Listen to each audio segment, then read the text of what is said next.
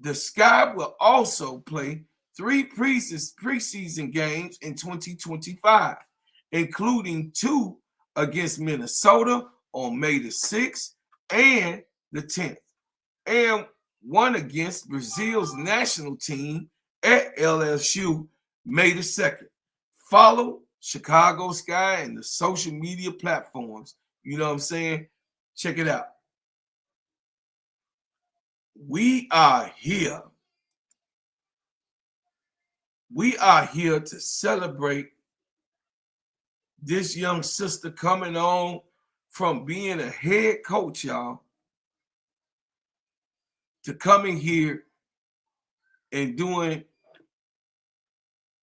an assistant coach job for Tyler Marsh.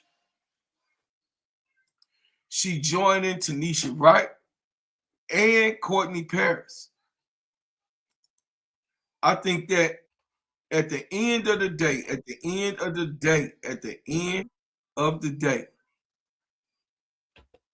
we right now are witnessing. What's up, Sister Keisha?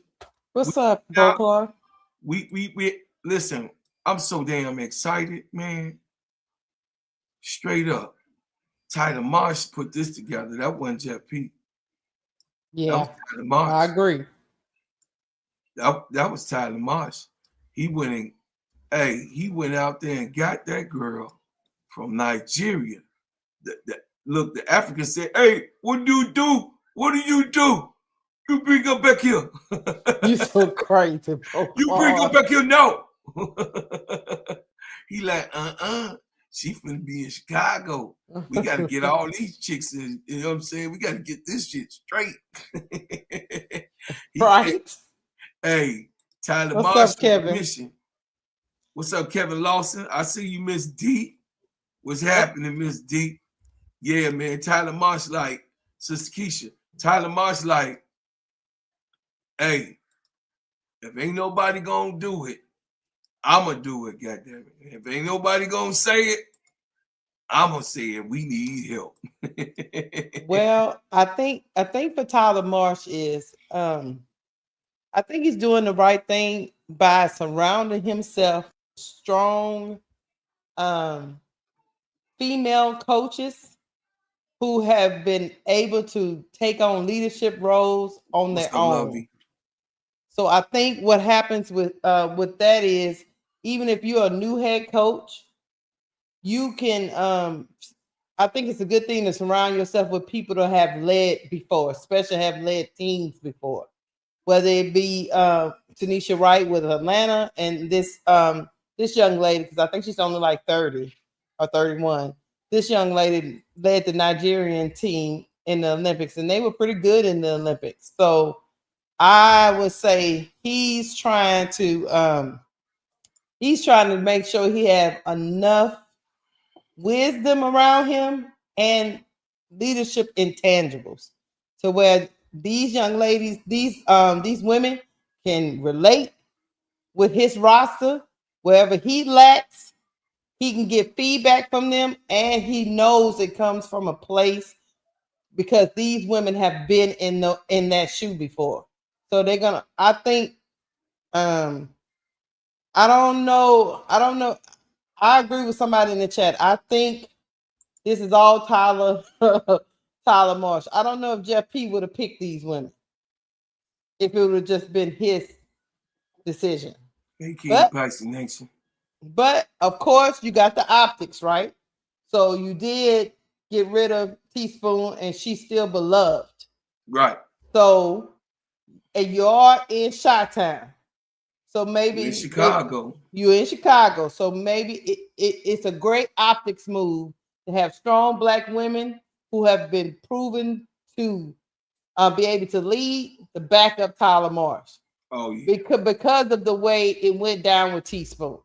So it could be two things. It could be that Jeff P is like okay with this. Makers, what's up, ADP?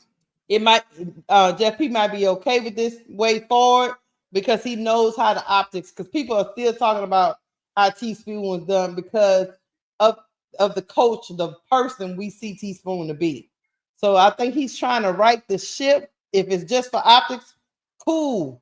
I don't care what Jeff It's the P's. optics with Jeff P. But Yeah, Tyler Marsh's but with person. Tyler Marsh, he's trying to surround himself with competent people that can help him lead whenever he falls short.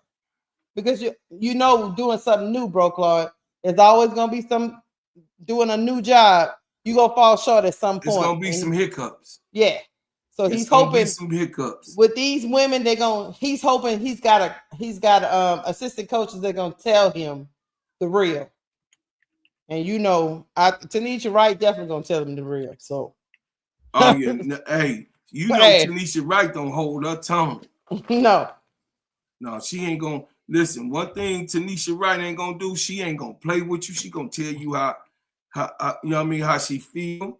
She you know what I mean, like she told Kelsey Plum, like, your ass is trash. You over here doing that extra bull ass over here. You could have just went on. You ain't have to shoot the ball at the last second. You foul. You know what I'm saying?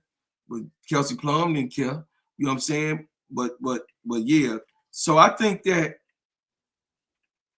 listen, I think that what he got right now, Sister Keisha, he got Tanisha Wright from the Atlanta Dream. She fresh off of a head coaching job. No matter what they say it is, she also was coach of the year before. She was. She also led them to more winning that they had in the whole franchise. She did. Last year, it was just an off year. She was trying to put things together. It was a lot of injuries, and she didn't have enough time to do no winning. Right. I agree. That's what I think. I ain't giving her no excuse, but I believe that, you know, she tried to do it. Jordan Canada was out for over half of the season. Then Ryan Howard went down. Then Ryan Howard was out. Yes. You know what I mean? Then what's her name was out too. Alicia Gray was out for a little bit. Yep. She didn't play all the games. So, you know, it's like, I don't think that everybody really understand that what he's done right now with having these three strong women, Sister Keisha, is basically the same move that me and K-Sap has done with you and you all. You got what I'm saying? Inclusion of women make you smarter. At a women's sport, this is a women's thing. This is not just no man's sport. This is a woman's thing because we're talking about women's professional basketball. So this is a women's thing because y'all know the inner emotions. Just like y'all was calling it with Kennedy Carter. You say, I'm going to keep it a buck. She did that shit. I mean, and look, let's keep it real. Rena was named best coach at the Olympics. In the Olympics that just passed. On the world stage. Out of all the coaches, because out of all the coaches that came to compete, Bro Claude, she was named best coach because of how her team played. Because they had never won anything. Man or woman, like you said. Man or woman. They had never advanced past a certain point. So I'm thinking what Tyler Marshall's trying to do is to tap into a lot of these women that know their X's and O's and can lead and can fill in the gaps where he falls short. Oh yeah. You know, then, of course, and he's not intimidated by him either. Yeah. So y'all that just got in the chat, y'all just get in the chat, hit the like button, and here goes some information, y'all. Y'all ready? Rena Wakama, the head coach of the Nigeria women's national basketball team, was the only female head coach in the competition. She steered Nigeria to the women's Afrobasket finals. It's nothing but God. This has been probably the most memorable and probably the best 3 weeks of my life. Earlier this year, I was even contemplating, it was probably one of the toughest coaching years I've had And I was on the verge of really questioning, like, God, is this what I'm supposed to be doing? Just give me a sign. And I kept with it, just, trying to figure it out. And June 30th was the biggest sign that he could give me. Literally 2 weeks has been amazing. I met my team, I think in, was it June 25th? I just met my team. So I just recruited my team too, maybe a week prior. So when I tell you what God can do, no man can destroy.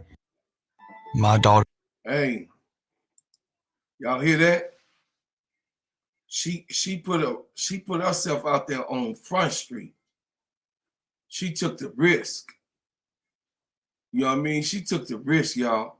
And you know what?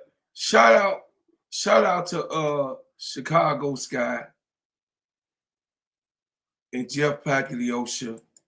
I know his ass ain't originally think of the shit, but I'm gonna give him some love because he got the amen in, right, Sister Keisha? He got the amen in this. Am I right? I can't hear you. I think you done muted yourself. Oh, I was on mute because you was playing the thing. Yeah, he got an amen in it. So we gonna go and look at the roster. So right now we got Alex Wilson. Y'all already know. I had already broke down who Alex Wilson is. She a 5'9" guard. She's like a replica of Kennedy Carter. She's a slasher. She can handle the ball. She could put it on the floor. You know what I'm saying? She could do just about anything when it comes to attacking the basket. She could twerk her body any which way. You know what I'm saying? She could twerk her body any which way. So she's from Australia, but if you look at her film and her footage, Alex Wilson is definitely one of the people that I really, really want to see. I really want to see her in the American strategy, y'all. I want to see how she looks coming out the gate.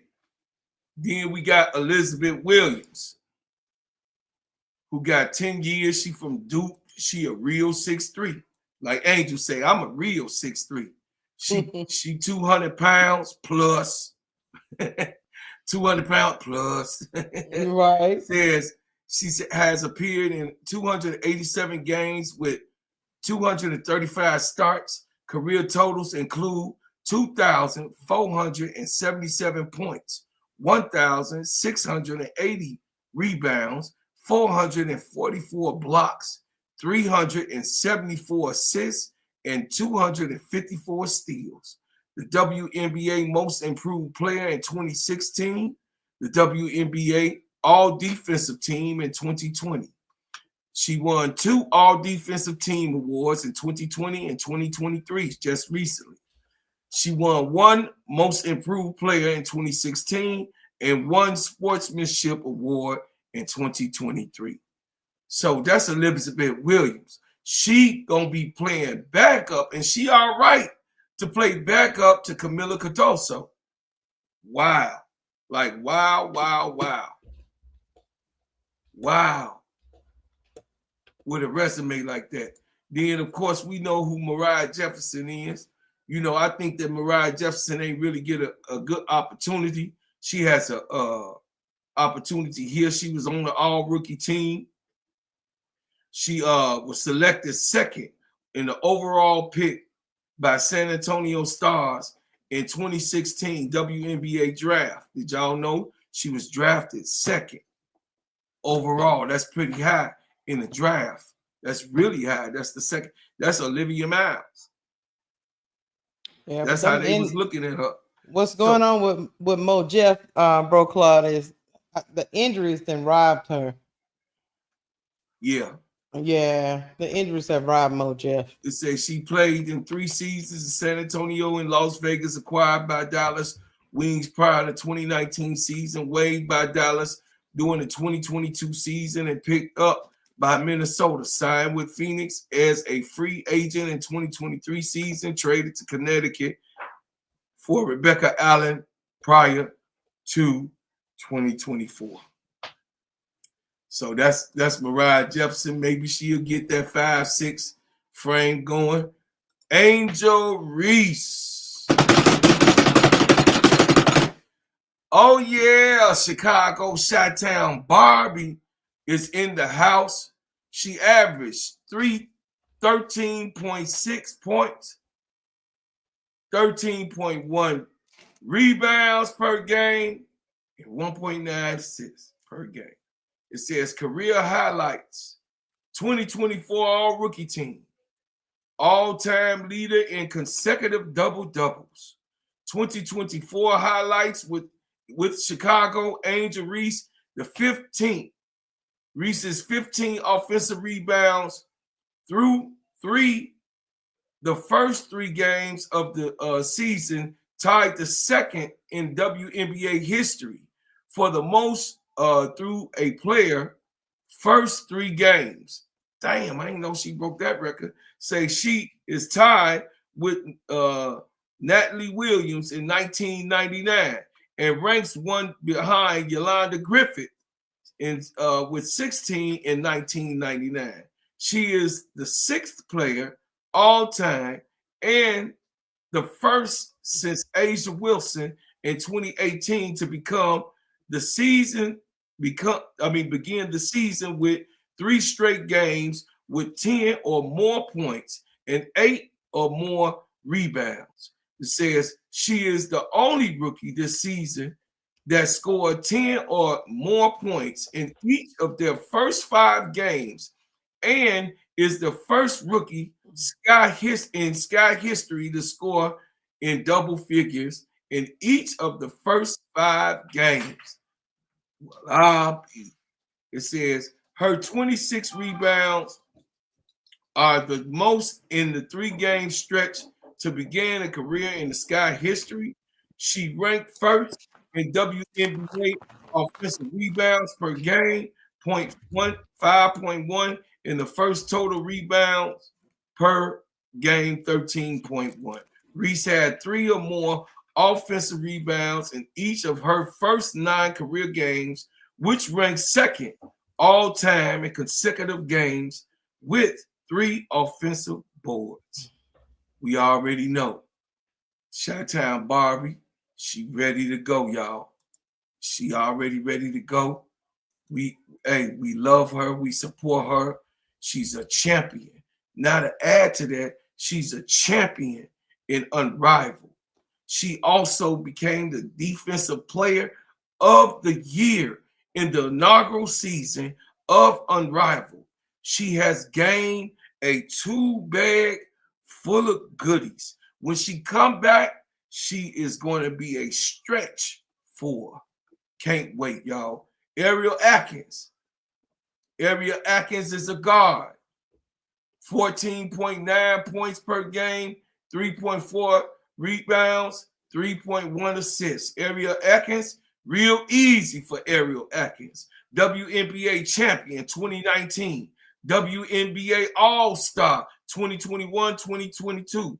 Olympic gold medalist 2022. W All-Star Defensive First Team 2022. W All-Star Defensive Second Team 2018, 2019, 2020, 2021. W All Rookie Team 2018. So she won 5 all defensive teams in her career and one she was on the rookie team when she first entered the WNBA.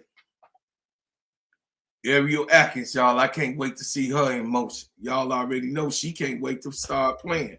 Rebecca Allen. 6'2" guard, 162 pounds. Career transactions. Signed with the New York Liberty as a free agent on February 2nd, 2015. Re-signed with the New York 6 times in June 21st, 2016, February 7th, 2017, February 9th, 2018, February 11th, 2019, April 26th, 2021, and February 4th, 2022. Traded to the Connecticut Suns in a 3-team trade with New York, Dallas on January 16, 2023. Y'all already know. Rebecca Allen has appeared in 40 regular season contests, starting with 27 in her first season with the Suns, averaging 6.4 points, 2.8 rebounds, 1.9 assists, 0.9 steals, and the team leading in career high 13 blocks per game. Damn. 13 blocks per game. That means she a rim protector by nature. Recorded her first 1,000 career points against the Sky on 2012. Y'all ain't got to mention that shit. Y'all ain't got to mention that. Say Rachel, she reached 500 career rebounds on September against the Liberty and tallied up a high of 24 points against the Mercury on August the 24th. So Rebecca Allen, I'm excited to see what she could do on the floor. What you think, Sister Keisha, about Rebecca Allen? I would say I didn't watch Phoenix a whole bunch last year. I do know she was starting more than Sophie Cunningham was. I think she started over her before she got hurt. My only pause on Rebecca Allen is back injuries are very iffy. Sometimes you don't know how a player's gonna come back, but I'm rooting for her because she can stretch the floor. She's what, 6? What they say, 6'4"? She's 6. She's 6. Hold on, I gotta make this is bigger. 6. See if I can make this. She's bigger. 6'2". She's 6'2". Yeah, I think, and she can shoot the 3. She can shoot the 3. And she's she a hard-nosed defensive player. And she very hard-nosed. Look, she might have a sweet little face, but don't let that fool you, because she'll knock you upside your head. She'll knock your ass out. So yeah, I think as long as she come back from that back injury, okay, I think she'll be okay. I think she's something we need off the bench. She's long, she can shoot. So, and I think her defense is solid too. So I think we're gonna be a really big team looking for some rings. That's fine. Camila Cardoso. Oh, y'all already know. She in Brazil. She back. She's 6'7", 215. I beg to differ. 225, 230. Lord have mercy. Listen. She ready to go. I don't know, bro, Claude. You seen she did her lose weight over in China. I was thinking about how she came into the league. Yeah. Have you seen her in them bikinis over there in her home country hanging out? I gotta go see him. You seen her hanging out there on the shores of Brazil, getting that water. She took a couple of pictures with her and her bikini. Camila Cardoso in a bikini in Brazil. Yes. Sister Keisha messy as hell. She trying to get me in trouble. I ain't did shit. I'm just telling you. I ain't did. It was on my timeline. I say Camila Cardoso trying to grow up. What? Cardoso? Camila. Not a bikini. Oh, she thinks she grown. She thinks she grown around here. I don't know. So I'm, with your messy ass trying to get me in trouble. Remember, they said Angel Reese the only one wear bikinis now, But no, Camila Cardoso was over there. She was posing over there. Look at him looking for the pictures now. Good Lord, Jesus. Did you see him? I'm looking at him. So she might be 215 because she look got like 215 right here. She looked like she in great shape. Oh, that China, China she didn't eat some of that damn food. I already know what it was. She was like, I ain't finna eat that dog. I ain't finna eat that fish head. No disrespect. I'm just saying. Yeah, the Camila that showed up on the shores of Brazil threw that bikini on and said, look at here. I got you, Angel. I'm going to do you one better. I got it. Lord have mercy. Hey. Hey, look, Camilla looking good, y'all. I ain't even finna be doing that. Y'all gotta go see it y'all damn self. Since Keisha being damn messy, I can't even get through the show and she being a conspirator. All I did was you I brought ain't up her even weight, and I saying was just telling you. you was telling me some bull jive. I'm telling There you you the go truth. again. Look at her. There she go again. Camilla Condosa coming back, and she look a little light on her feet. That's all I She's can very say. light on her feet. So that means you already know she was already quick. She already was quick on transition.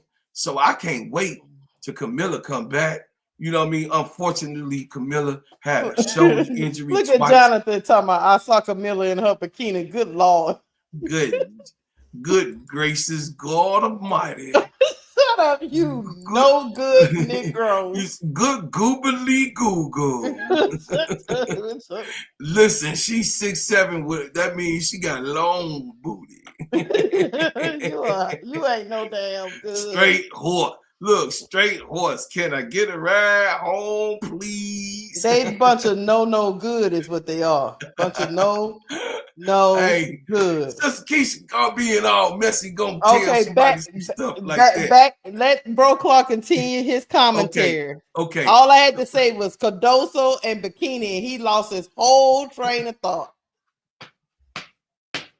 I had to follow the trail in the path that you was leading me to, sister. I was not doing it on my own. I said, look at Sister Keisha pointing that way, and I went to follow her. Yeah, I bet you did. Hey, y'all, listen. Me and Sister Keisha got a show that we have now started our own YouTube channel together and coming together to join union, to unionize what was put together, of course, by Brother K-Sap, you know what I mean? That was put together, man, by Simply Ball Dropping Podcast. This, me and Sister Keisha, new channel is called Players Club. You got what I'm saying? You know what I'm saying? Straight for the players. You know what I'm saying? Hey, and then tomorrow,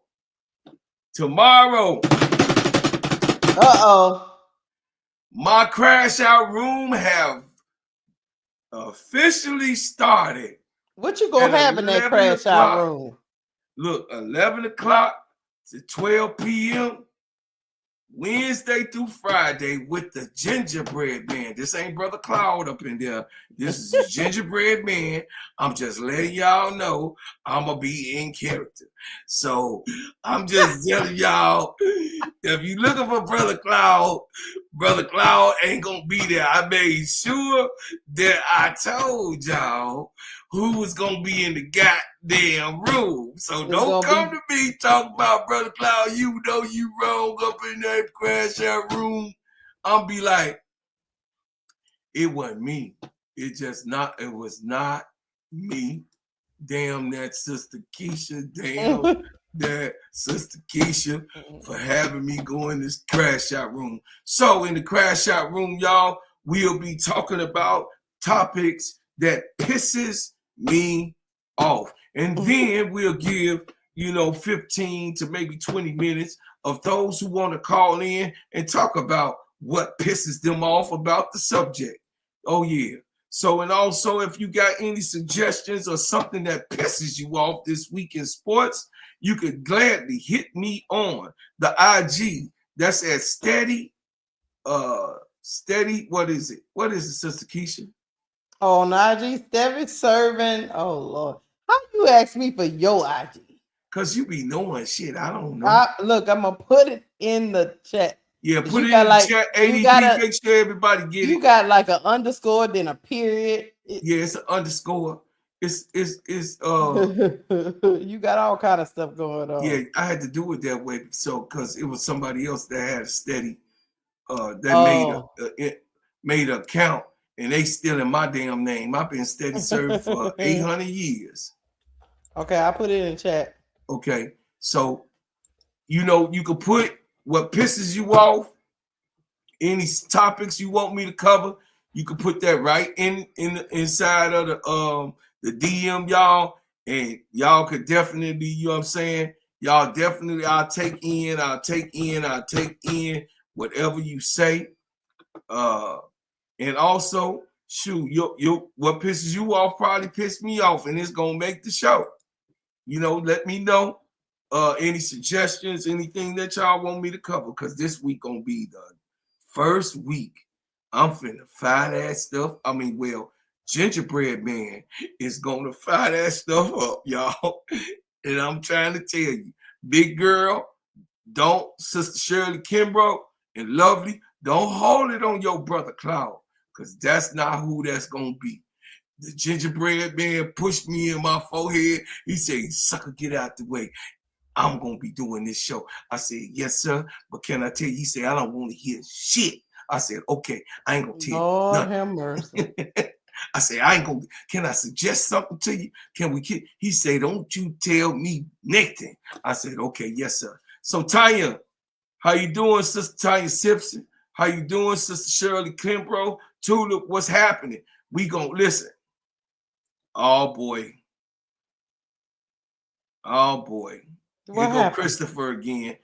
Y'all get Christopher. He been trolling me. He trolled me on the last show. He called me a racist. You are not allowed here, Christopher. That man don't even know. Hey, y'all, look. That man don't even know what the racist is. He just trying to trigger me. You done already triggered me. You only get one show out of me like that, homie. You only, because I was talking about the Ku Klux Klan. You ain't gonna get. Y'all get him up out of here. You know what I mean? Hey, Christopher, before you leave, though. This is what a racist is. Say, before you leave, though. What does racist mean? Here's the definition of racist: characterized by or showing prejudice, discrimination, or antagonism against a person or people on the basis of their membership in a particular racial or ethnic group, typically one that is a minority or marginalized. An ethnic group, a marginal minority. That's black people. So we could never be racist. Never. It's already law. Look at your definition. Because we are a minority. We control nothing. So get your ass out of here. We control nothing. T. Camilla, get him out. T. Camilla, we want him gone. Okay, yeah, he's gone. I mean, we run our mouth. We can run our mouth all we want. We can say whatever we want to say. But we have no power. She called listen. He called, excuse me, he called Unc a racist on my last show when I was dealing with the Ku Klux Klan over there on Fox News, the KKK over there that put Caitlin Clark in the top 10. That she don't even belong. Top 2. She actually top 2, but she was top 2. She passed all the ladies. You know what I mean? As if Cheryl Swoops ain't in the top 10. Her ass wouldn't be up in there. If I threw fire on her, I wouldn't put her ass in there and feel sorry for her. I just don't understand why Christopher keeps coming over here to listen to you talk about somebody he don't like. I don't get why he come over here. He just want to be a troll.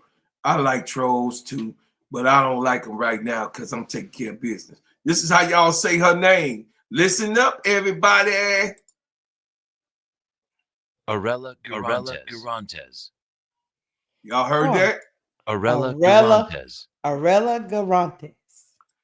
Arella Garantes. Arella Garantes. Arella Garantes. Okay. Arella Garantes. This is who she is. She has finished her whole season alongside Camila Cardoso. She has. I've watched a couple. She did a whole season, and then Camila Cardoso, she was the person that Camila was trying to get the ball to on the outside. Not none of them other, you know what I'm saying? But she wasn't trying to even try to throw it to them. I'm just saying.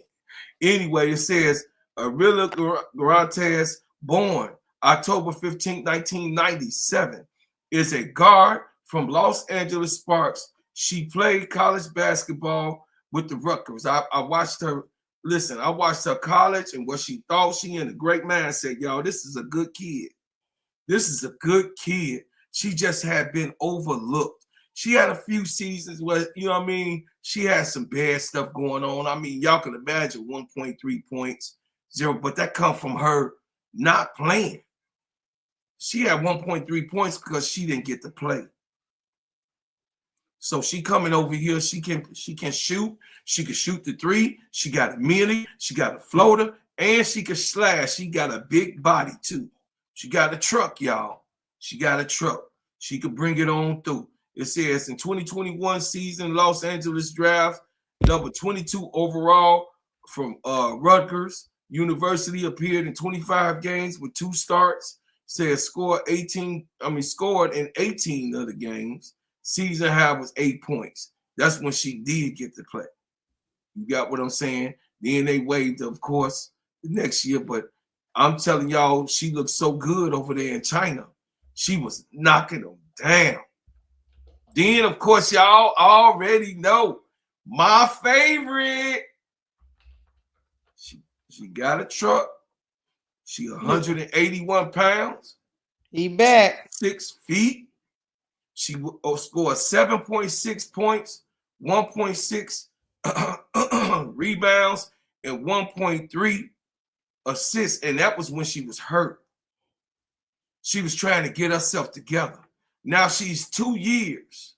2 years. Kia Nurse. Kia Nurse is back. She was up for MVP of the AU games. If y'all watch some of them AU games, I did. If y'all watch some of them AU games, Kia Nurse was giving them the business. I gave y'all some footage of her. Kia Nurse was over there. Y'all, look. Kia Nurse was over there in the AU this year. Elizabeth Williams was over there too. But Kia Nurse was over there in AU giving them the business. I mean, like, it was really like, I was like, damn, I didn't know. Like, I knew I seen on LA, you know what I mean? You know how when you were on an injury and we just not coming back to the W, you know what I'm saying? You only get to see how they are on that year. But of course, she was coming back off an injury, which I did not know that Kia Nurse was coming off of an injury. And Kia Nurse, let me see. AU games. Kia Nurse came back, man, with a vengeance.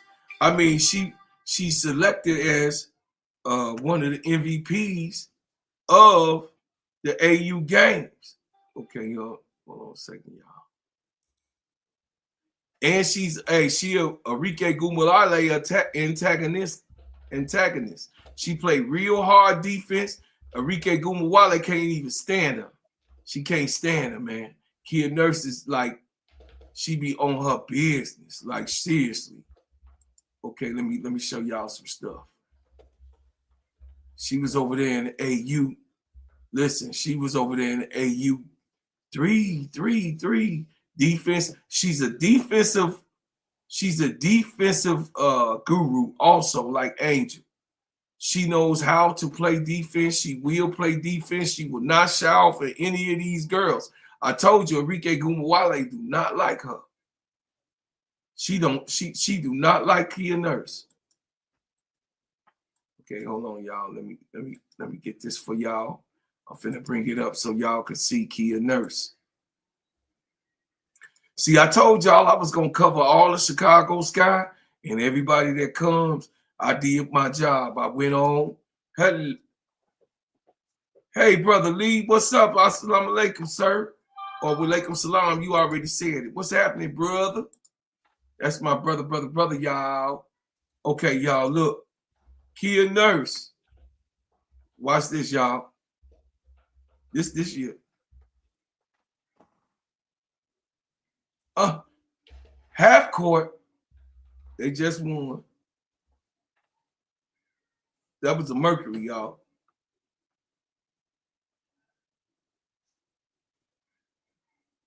She beat the sky with that shot, y'all. She beat the sky with that shot. Look. We didn't like that. No, Don't nobody like it.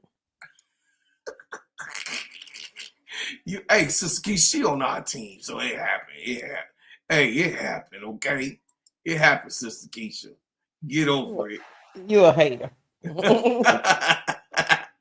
I like Kia Nurse though. I do. Kia Nurse is a hard-nosed defensive player. Like I said, she not gonna give up on defense, and she ain't scared of nobody. Kia Nurse ain't scared of nobody, for real, for real. I wanted to show y'all this shot with Enrique. When her Enrique Why Wody Mac? He said they hired Wakanda forever. They what? They hired Wakanda. Oh Wakanda yeah, forever ever. Rudy, Wody Mac, forever ever. Well, you know, black women are very highly competent individuals. Oh yeah. Oh yeah. So there's that. Very highly competent. So there's that. So sometimes you can't really go wrong. You can't go wrong at all. So yeah, no, you know that. Wody Mac know that. And we're really good at supporting. You're very good at supporting. We're really good at supporting. Very, very, very, very good. We ride for people, you know. We ride to the end. Ride out. Right. Ride out. She riding out right now. Wody. Look, we got a new that show rider. coming. Look, that ride or die phrase comes from us, Wody Mac. Yeah, it comes from us, black women.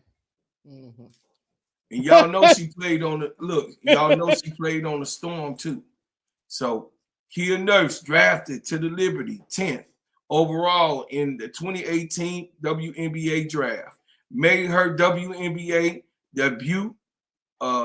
Made the 20th 2018, scoring 17 points against Chicago Sky. Y'all just saw that, right? Voted to be. Sorry, Sister Keisha. Don't be. You bitter. Ain't no good. Don't be bitter, Sister Keisha. She coming to the Sky. She just did her business all the time against the Sky. Anyway, because she didn't like the coach we had because he was an asshole. Anyway, voted to be a starter in the 2019 WNBA All-Star Game during her second year in the league. Her selection made her just the third Canadian to play in the All-Star Game. Selected to participate with the WNBA All-Stars three-point contest and scored a career high 34 points during her rookie campaign. That's right, in 2018 against the Indiana Fever. So she got them too, Sister Keisha. All right? Dang. All right. She got them too. That sounded good to you. He's like, yeah, she got Lovely say, so this is her 14, is what you're saying.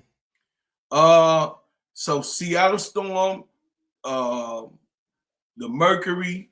She played with the Mercury, the Seattle Storm, and the Sparks. The Sparks. Yep. And yeah, and Chicago Sky. Yeah, we are her 14.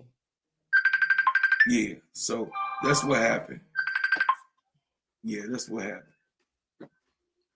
Let me see. What? Kia Nurse. Oh no, 5. She also was on the Lynx. She played for so she done bounced around a little bit. Yeah, so this is her 15. So she played with the Lynx. They tried to keep her with the Lynx, but they traded her to the LA. Cheryl Reeves traded her to LA Sparks and got one of the LA players. I think one of the So I'm playing devil's advocate. Go ahead. Been in the league 6 years and she's been on 5 teams. Yeah. Explain that to me, Bro Clark. Okay, so Kia Nurse had got injured, and she was injured for a long time with that knee injury. So during her injury, she got shopped around too.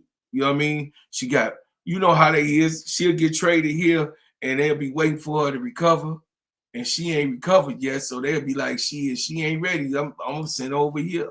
You got what I'm saying? But her resume with those teams.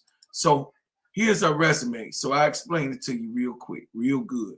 In 2020, appeared in 21 of the Liberty's 22 games slate in her WNBA season. She started with an average of 18 points. The team's best 12. The team's best was 12.2 at the time that she started, with 18-point average, 2.9 rebounds and 2.3 assists per game over a 27.5-minute average. Y'all understand she scored 18 points, the highest on the Liberty of any rookie that came in. Okay. 2019, started 34 games with the Liberty. Her second leading scorer with the average of 13.7. This was the second year. Voted a WNBA All-Star. They made her All-Star. They didn't give it to her in her rookie season, but they made her All-Star her second season with the Liberty. And so this is where everything gets shifted. So yeah, I got you. She played in these teams because of the injury, and they were shipping her around. She's from Canada. You got what I'm saying? So she didn't make no total connection. She played for UConn. So she already a top tier. She a winner. She played on the UConn team with Breanna Stewart. You got what I'm saying? She's a winning pedigree. You got what I'm saying? I mean, so Bro Claude, go ahead. We got 13 people on the roster. We can only have 12. Who we cut? Oh shit, we ain't cutting. No, we can have 13. So we can have 13. We can have 13 plus 2 reserves. That's 15 altogether. Okay. So you 2 don't unsuited. Gotcha. So 13, we should be able to keep all these people. 13 plus 2 unsuited. Okay. And next year it might go up to 15 like the NBA. Okay. And, I like Kia Nurse. Yeah, and plus we expanded. We got 2 teams coming next year. But you do know this, Bro Claude. Go ahead. You know, because I'm devil's advocate. Go ahead. If these ladies, like the Kia Nurses, the Michaelas, Anuary, Rebecca Allen, those players like that, if they don't produce, what you think happens to them after the season is over? They probably choose to stay. No, I'm not talking about from them choosing. Oh, Jeff P. Oh, well, Jeff. Think Jeff P. gonna choose to keep him? No. Not Okay. Well, Kia Nurse, they gonna keep Kia Nurse. She coming off an injury. We know her production. Listen, when you got players like this, I know you playing devil advocate, but I'm playing devil advocate. I just explained to you that resume. You don't build that type of resume and let somebody go. You could have a couple bad years. I mean, damn, Michael Jordan didn't have that, even though they try to politicize it like it was. So he had bad scoring seasons. Bro Claude, that's not what I'm saying. What I'm saying is when they go into that next CBA year with all those 8 free agents, because everybody's pretty much on a 1-year deal. Oh, now if we get what we want, no, I don't expect. If we get what we want through the CBA, then through all these free agents that's out here. Nurse, I think that Kia Nurse and Away they gonna survive. You think they're gonna survive? I think both of those gonna survive. I see Kia Nurse staying. I also see Michaela and Away staying. But maybe not Rachel Banham. No. Jefferson. No. What about Morgan Birch? No. Okay. But so you see where I'm coming from? Yeah, but I'm saying the core. We'll know who our 6 is. Gotcha. We'll know after this year, we'll know the 6 that we keeping. Listen, after we get through, you know they ain't moving Courtney Vandersloot nowhere. No, she's probably gonna retire. They're gonna let her retire here. That's the type of person Jeff P is, and that's why she got brought back. All right, so Okay, so Michaela Alawede. Michaela Onion Wedding. Okay. Mhm. So You think she'll survive? That's what you just she said. gonna Yeah. survive because here's her resume. Appeared in 34 of the New York 36 regular season contests. One game, averaged 4.7 points and 2.1 rebounds. Shot 37.7% from the field. That's right, from distance. Michaela Alawede, y'all know who she is? Michaela Alawede was the Rookie of the Year in 2021. Let me say that again. Michaela Alawede was the Rookie of the Year in 2021. Okay. All rookie team in 2021. Okay. And then we do see that she got talent. She has not been around coaches who care about her like Tyler Marsh. He got her in the gym right now. Her and Courtney Vandersloot working together right now. Listen, y'all, right now. Tyler Marsh got Courtney Vandersloot. Yes, the day before yesterday, she was in the damn gym with Tyler Marsh working on moves. I showed that to y'all. I let y'all see it in real time. He's working with Michaela. You heard what he said about Michaela. You heard what he said. You might as well suck it up. Some of y'all that's in the chat. I believe in Michaela Adewale, and I said it last year. Is that what I said when the season ended?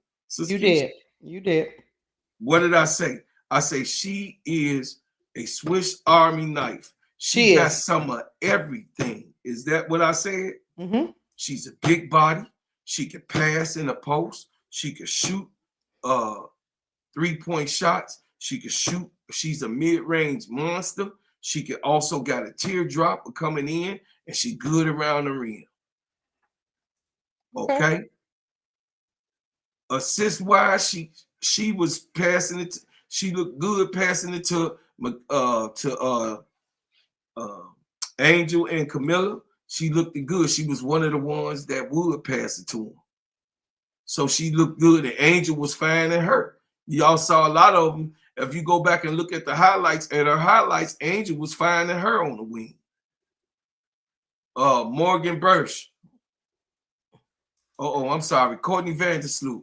Courtney Vandersloot. We already know we ain't really got to go over Courtney Vandersloot. We know what she do. All rookie team. 2011, all WNBA 2015, 2018, 2019, 2020, and 2021. It says WNBA champion 2021 and 2024. She's the WNBA champion. All WNBA first team 2019, 2020, all WNBA second team 2015, 2018, all WNBA All-Star 2011, 2019, 2021, 2022. NBA All-Rookie First Team 2011, number 3 in the overall pick in 2011, the WNBA draft in Chicago. It says third on the WNBA's all-time career assist list with 2,387. I don't need to say too much about that shit. Y'all already know what it is. Yeah, y'all already know what it is. And then the thing about it is that I'm gonna tell y'all this. The thing about it is that I'm so excited that Courtney Vandersloot is the point guard that's a veteran doing this, because she didn't have her chance with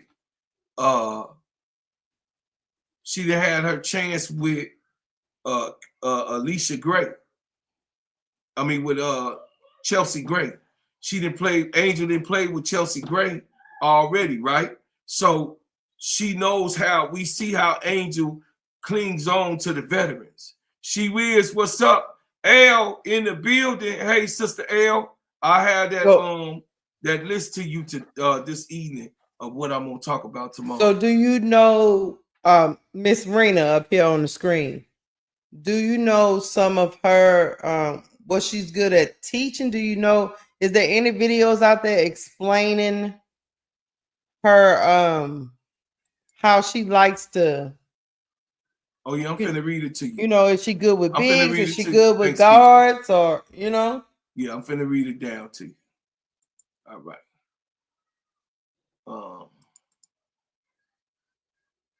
So here we go.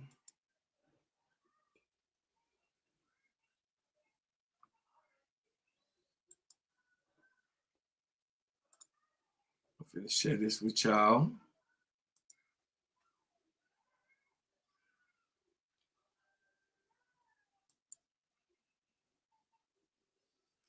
Give me a minute, y'all. Y'all already know. All right, here you go. Rena Wakama.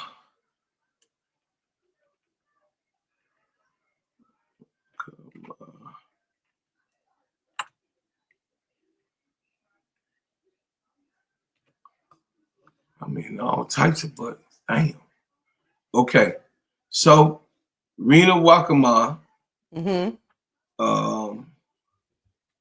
Overall view. I read this before you even got on here. So it says that Chicago Sky announced today that Rena Wakama will join the head coach Tyler Marr's staff as an assistant coach.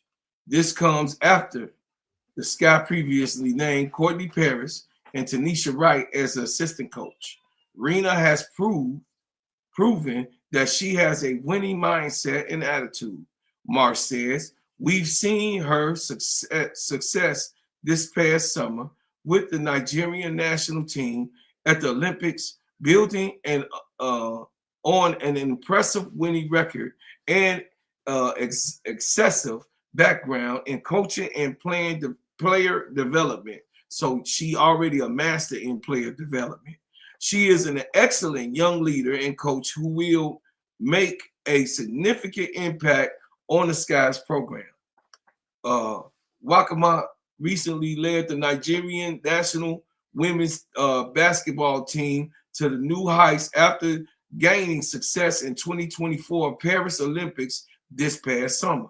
She has hired as the Nigerian women's national basketball head coach in June 2023 and became the first female coach to ever win the women's Afro basketball title in August 2023. So she the first one to ever do it in all this time of basketball in Nigeria. Says she led Nigeria to the quarterfinal stage where no African team, men or women, were able to make it out of the group stage prior to that. Says as one of the youngest head coaches in Olympic history, Wakama was awarded best coach by the FIBA after her achievements in Paris.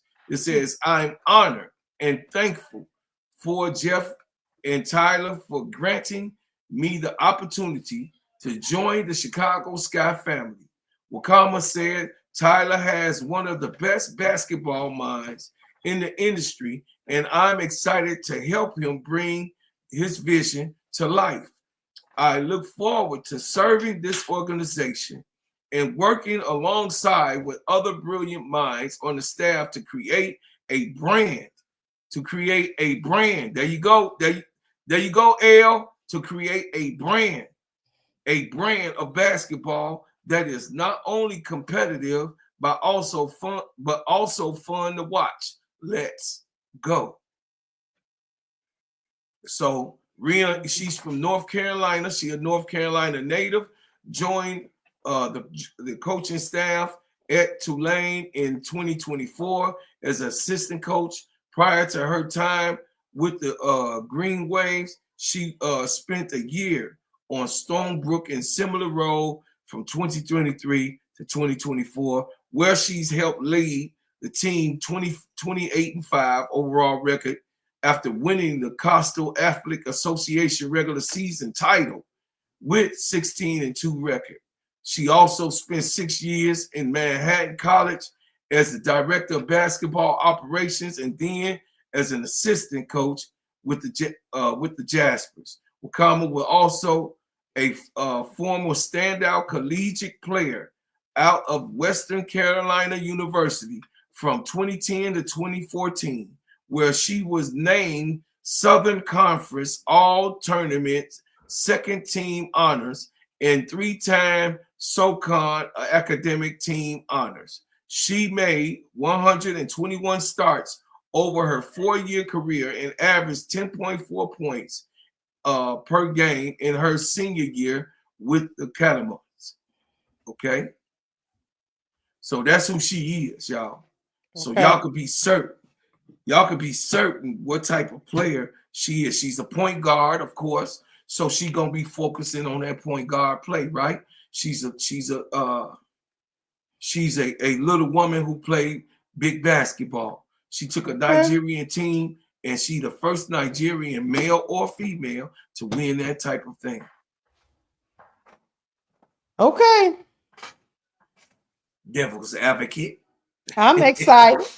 I'm excited. I'm excited.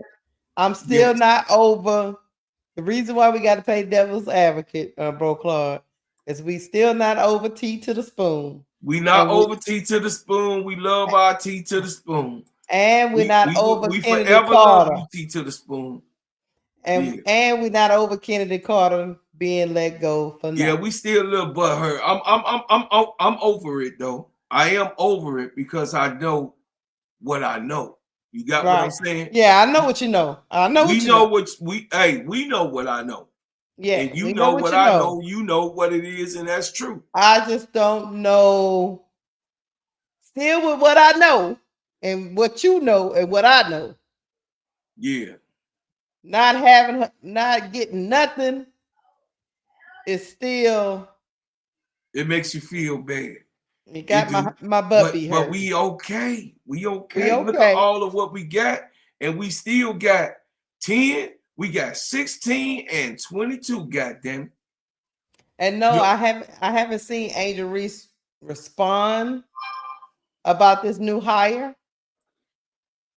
I mean, at least I haven't seen her tweet about it. I ain't seen her tweet. I haven't seen her tweet about it. So, I mean, but she might be waiting. You know how that is, because she it's so hard right now as a player for her, because she got so close to Teaspoon, and you might not want to do that yet until these people prove themselves, because you never know if Jeff P gonna keep all this. But I will say this, bro Claude. There's some optics going on because it is Chi-Town. Yes. And Chi-Town's finest was gonna be on Jeff P's head. Oh, so he. You already know. Jeff P, you are still on the clock with these damn 3 draft picks. You are still on the clock. Jeff P is trying to craft an image, with his team, and he's also trying to craft an image to his minorities like us who watch his team. So Jeff P is fighting on 2 different fronts. He wants his team to be known as a wholesome team and not the bad girls of the WNBA. But also he wants Black people and minorities to understand that he cares about their voices too. And he wanted the coaching staff to look a certain way. So he okay with giving Tyler Marsh what he wants. I'm just hoping, of course, he's still on the clock because I don't trust him. But I will say, this is just me. I'm going to miss a little of the edge that the Sky had. Now, Kennedy Carter is a lot of things, but she gave us edge. So I'm going to miss a little part of that. Not really, because Rebecca Allen here. And it ain't the same, bro Claude. Come on, bro Claude. It's not the same. It's a different edge. Kia Nurse is not the same edge as Kennedy Carter. I don't know. I don't know. We gonna see. I'm finna show it to you. You ain't seen Kia Nurse. Look, let me tell you something. Kennedy Carter is different, y'all. Yeah, damn, if you want a lunatic, damn. You want me to say the shit? I mean, you want motherfucker that's gonna take off. You want all the gloves to come off. You want somebody that's, you know what I mean, you want Dennis Rodman all over again. I mean, damn. But guess what? We love Dennis Rodman, though. Yeah, we love the hell out of him. I'm just saying, we ain't gonna. I said that to say it's only one Kennedy Carter. It's only one Dennis Rodman. It's only one. It ain't nobody on this planet. Put it like I said, damn. I said, my CC. I said Rebecca Allen is hard nosed. Look at me. You know she is. You know they charge Rebecca Allen as being a dirty player. You know what I'm saying? Rebecca Allen just ain't scared of none of them brawls. The Lovely say she don't like what you said about Kennedy Carter. Don't say that ever again. I ain't said. You know what I meant, Lovely. I'm crazy. You know what I'm talking about. All I know is this. You know, I don't want the politically correct CC. I want our CC to just crash out when it's time to crash out, and she be back playing again. I'm sorry. Maybe I'm dysfunctional. That's what it is. Yeah, you funky. I'm funky, but we can't get. I mean, we gotta let it go. I'm letting it go. I let it go. Damn, don't act like, you know what I'm saying. Don't be acting like that woman that got divorced and then, you know what I mean. You see the baby. You see the ex-husband now. He done got a wife that's gonna listen, do what he say, and all that. Then you looking at the baby in the new house. You looking at the new house. She got a job. No, I mean, damn. You better be lucky I still got Angel then, because Angel's still gonna be out there giving them the business, talking that talk. You know, I don't like look, bro. I don't like Pillsbury Doughish. I don't like them cookie cutter teams that just be running around that smiling. You already know we ain't gonna be cookie cutter. We got Wakanda forever. we got Wakanda forever. Three black ladies. We got 3 black ladies and a black man on the bench. Hold on, L just came in. Wody Max said, "We are the Wakanda forever coaches of the WNBA." You damn right. Forever, ever. You damn Tyler right. Marsh is Black Panther, and he got his women behind him. Tyler Marsh, Black Panther, got dog it. Wakanda forever. Yeah, Wakanda forever, y'all. For real, for real. So I'm just saying, man, you know, I'm gonna bring a couple people up. We ain't gonna be too long. Okay. I'm gonna let y'all have y'all say. Yeah, we ain't gonna be too long. What's going on? We ain't gonna be too long. Me and Keisha been working our butts off. Yeah. And I still got the center. I got the show tomorrow. Y'all already know the crash out room is tomorrow. At 11 o'clock, y'all. Tomorrow at 11 o'clock. We're gonna have the crash out room, y'all, and do our thing, man. We building, listen, we building and we aiming for success. We appreciate y'all for rocking with us, man. Straight up. Forever. Yeah, y'all, that's right. You in the real Wakanda forever right now. So we listen, K-Sap then put together a squad and what we doing, man. And you know, I appreciate K-Sap and I thank him all the time because, you know, he didn't have to take our time. He didn't have to take our time with none of us to make this thing happen. But he knew that Angel needed the help. He knew Angel needed the love. He knew Angel needed the people behind her to show that, hey, we love you, Angel. We behind you. So he knew that Angel needed some attention. We knew that she needed our love and our, you know what I mean, our care. Because we care about our Angel. We don't care. We ain't trading our Angel for nobody. You got what I'm saying? So no, we ain't trading our Angel for nobody. So we here. This community was built off of Angel Reese and the crazy stuff that was going on. I'm gonna put the link in the chat for y'all, and then we ain't gonna stay too long, y'all. We just gonna put the link in the chat. I just had to get those points off, and let us know what y'all think of the hire. Right. This is what we gonna do. We covering what y'all think of the hire when you come up. Hey, y'all, me and Sister Keisha, y'all already know the ones that's new that just come in, hit the like button. That's the name of. That's right. We're gonna That's be in us the right we're there. gonna be in the Players Club Yeah, talking smack, talking that ish, talking Mhm. that calling the games and Give seeing y'all a some of little y'all. glimpse. I'm gonna give them a See, little glimpse. Look at the screen, Sister Keisha. I'm gonna give okay, them a let me see. glimpse. Oh snap! I'm gonna give them a little glimpse of how that is. Let me see. Let me see if I can move you out the way. Okay. Hold on a second. Look, Y'all man. see that? Y'all see that? Yeah. Y'all see that, man? Y'all see that? We in disco. Hey, we got the disco lights going. Look at my side. Look at my side. Look at Keisha's side. Oh, she got about 6 of you, slut muffin. You got about 7, 8 of them. I already know how you think, right? Oh, We be gotta, clubbing. yeah, look at you say be clubbing around here. We be Yeah, clubbing. yeah. So we coming for y'all, man. We coming for y'all. And we listen, we taking our time to give y'all good production, man. We taking our time out to make sure that you know that we love y'all. And you know, we can't do this shit without y'all. Yeah, man. We gonna be up in the club. Bro Clark gonna have his apple juice. Oh yeah. Because I'm gonna have my apple juice. he can't do what I can do. Right. Right.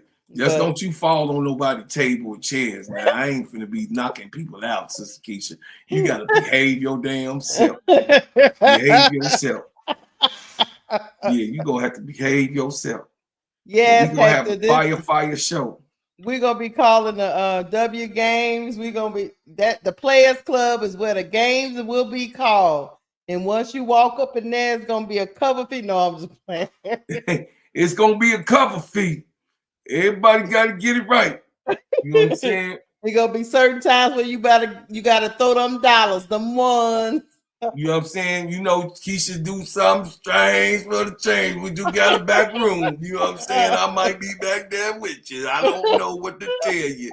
I don't know what to tell you, but I'm just gonna tell you like this. You throw something real crazy, I'm gonna throw it right back at you, baby. We gonna cover those W games that some reason the W don't want to promote, but we gonna be covering. Every time you see Fee and Angel, that's must see TV. I don't care what the people saying in the media land. I want to see Seattle versus the Aces. I want to see if Jewel Lord gonna get a heart back from Skylar Diggins Smith. I want to see the Sparks against the Sky. You know, because Kelsey Plum over there talking about they got the best front court. I want to see us. I want to see the Sparks against the Sky. I want to see the Lynx against the Sky. I want to see of course, y'all know I want to see the Fever against the Sky, but I also want to see the Dream against the Sky. Ryan Howard talking all that ish. Oh yes, I want to see the Fever against Dallas with that Nelissa Smith and we can't. And Paige gonna be here, so I definitely want to see Dejanay over there gonna be running with her. We gonna be live and in person for both of those Dallas. We gonna be live, so I'm just telling you, we gonna be calling. We gonna give it the proper attention to the games that matter. Oh yeah, you know the games that matter. I want to see. Phoenix against Atlanta, bro, Claude. Yeah. With Brittany Griner might look at Alyssa Thomas like you old fool. You old fish-eyed fool. You fish-eyed neck fool. You done traded on us for these peoples over here. you didn't left with us. You know what I mean? Car wasn't happy about that leaving either. Car said that already. She wasn't happy about Brittany leaving, but she left. I want to see the Liberty versus the Aces. They always had a lot of ish going on with them. Yeah. So, yeah, it's a lot of little mini rivalries running around the league. We got a lot of stuff coming, y'all. We got a lot of stuff that's coming. I mean, listen, the sky gonna be phenomenal, y'all. Y'all gotta understand how big this is, the opportunity. He got 3 black women. A black man got 3 black women. What you say, Sister Tudor? What I do? What I do? What? She said Uncle Could I Cloud. have? She said Uncle Cloud She have said, "Can quick I have a looking quick at look at Phoenix Phoenix roster?" Ross. Oh yeah. Oh yeah, Yeah, go and pull it. Yeah, I want to see. Who else I let me want to see? see. Let me see that Phoenix roster. I think that Atlanta team is a sleeper. They can either be really good or can crash and burn. They got Phoenix Mercury roster right now for 2025. that Atlanta team got some heat on it, y'all. Oh yeah. So we gonna see. We gonna see what it is. We gonna see what it is. I want to know. I want to know. I want to know. I want to know. I wanna know. I wanna know. You heard the song. I want to know. Hold on a second. Let me get it for y'all. Get that roster 2025. New Yeah, York Times. who is left on the Phoenix? That is a good question. I know they got Okay, so they got Satu, they got Ahel, Prince, Thomas, Thomas. I don't know who that is. Margaret Taylor. We don't know who that is. Cop, Brown. Kalani Brown. Yeah. West Belt. I don't know who that is. Lakeisha, whatever that is. Oka McKinney. I remember her. They was bragging on that she was hurt. So she back. I'll tell you one thing, they got a lot of players up there. I told you that. Now I know that's Natasha Mack down there. Whitcomb, Sibley, Uzon, and Hill. Okay. They got a whole bunch of they got a whole bunch of people. They're not gonna keep all them people that can't. No, they're gonna have 13 though. Yeah, so that's 1, 2, 3, 4, 5. 4, 5, 6, 7, 8, 9, 10. 11, Yeah, that's 16, 12, bro, Clay. 13, yeah, 16. Well, they're gonna have 13 of those 16. So somebody gonna get cut. Somebody gonna lose their job. Somebody gonna lose their job. Somebody gonna lose their job. Okay, let me see. Satu Sabli, you know they got her first. Yeah. Satu Sabli, Anna Macaran. I don't She know. from Italy. She from Italy. Okay. Right. Catherine Westbell, Magentu Musa. That's who I was talking about. Nigeria. Makune. From Cameroon. Okay. Yeah, from Cameroon. Remember they was. So they got some international players to fill out they Alexa Hill from DePaul. I know who Alexa is. Alexa Hill, 5'8". Then of course Natasha Mack, Shayla Hill, Boo, Savage Uzon. They got her from Dallas. Oh, Celeste got a job. Yeah, she got a job. Yes, that Uzon lady come from Dallas in that trade. Oh, Uzon come from Dallas to train. So did Kalani Brown come from Dallas in that trade. Yeah, Kalani Brown, good. That was a good trade. Kalani Brown was a good trade. Alexis Prince, that's a good forward. Alyssa Thomas, Samaya Whitcomb, she all right. And then I think she came from Seattle. Kajika Lakasa. I don't know anything about her. Oh. What? We don't know what the hell what she gonna do. I don't know what to make of that roster other than Kalani Brown and AT in the paint. Well, let's see. Let's go. But I ain't gonna be so fast to leave. Yeah. Okay. Look, Kalani Brown and AT in the paint. We got Cop, Natasha Mack, Kalani Brown, Alyssa Thomas, and Alexa Prince. We know that they veterans, they players, and they good. Now, these are the African players, the Cameroon and the Nigerians. I don't know about none of them. No, Majesticness too is from she the center from the Nigerian team that Rena from? Rena from. Yeah. Okay. Rena Costa, she the center. This is the center. We didn't get her. So she replaced, remember they was excited because she replaced Brittany Griner. This girl. You know what I mean? She let me see. Who else? So we got a real international team over there in No, Phoenix. that's a whole almost a whole bacon. Right. Satu, foreign. Aneta McCurrent, she foreign. Poland. Majestu Mesa, Nigeria. Monique Aku McCaney, Cameroon. Mm-hmm. Oh, bro, Claude, Elle says she backstage. Okay. Okay, Elle, I'm bring you up. Hey, my sister Elle. What's up, brother? What's up, my going on, sister? Elle? What's up, Hey, my Kishy boss? Kish. How What's you doing? all right up here with this crazy man? Y'all be having me too tickled. I promise you. Just too tickled. Sometimes I can't. I be trying to like chat, type in the chat, but I be doing, Keisha, I be doing a million and one things. Right, right. Go ahead, Elle. What's your But take on it? On I okay. think on Renee the higher. Wakama. So I'm actually really excited about this hire. Go I ahead. have been, I don't know if y'all recall when we first started talking about Unrivaled and I was fussing about Nola being the coach after Uh-huh. what I saw. And KSAT was like, well, who would you have rather seen? And I said, Rena was my choice. Oh, If they were gonna get someone who was coming into that 3-on-3 format, and I know both of them have coaching experience. Nola came in with assistant coaching experience, and Raina has head coaching experience, albeit in a different league. But I really like what I saw from her during the Olympics.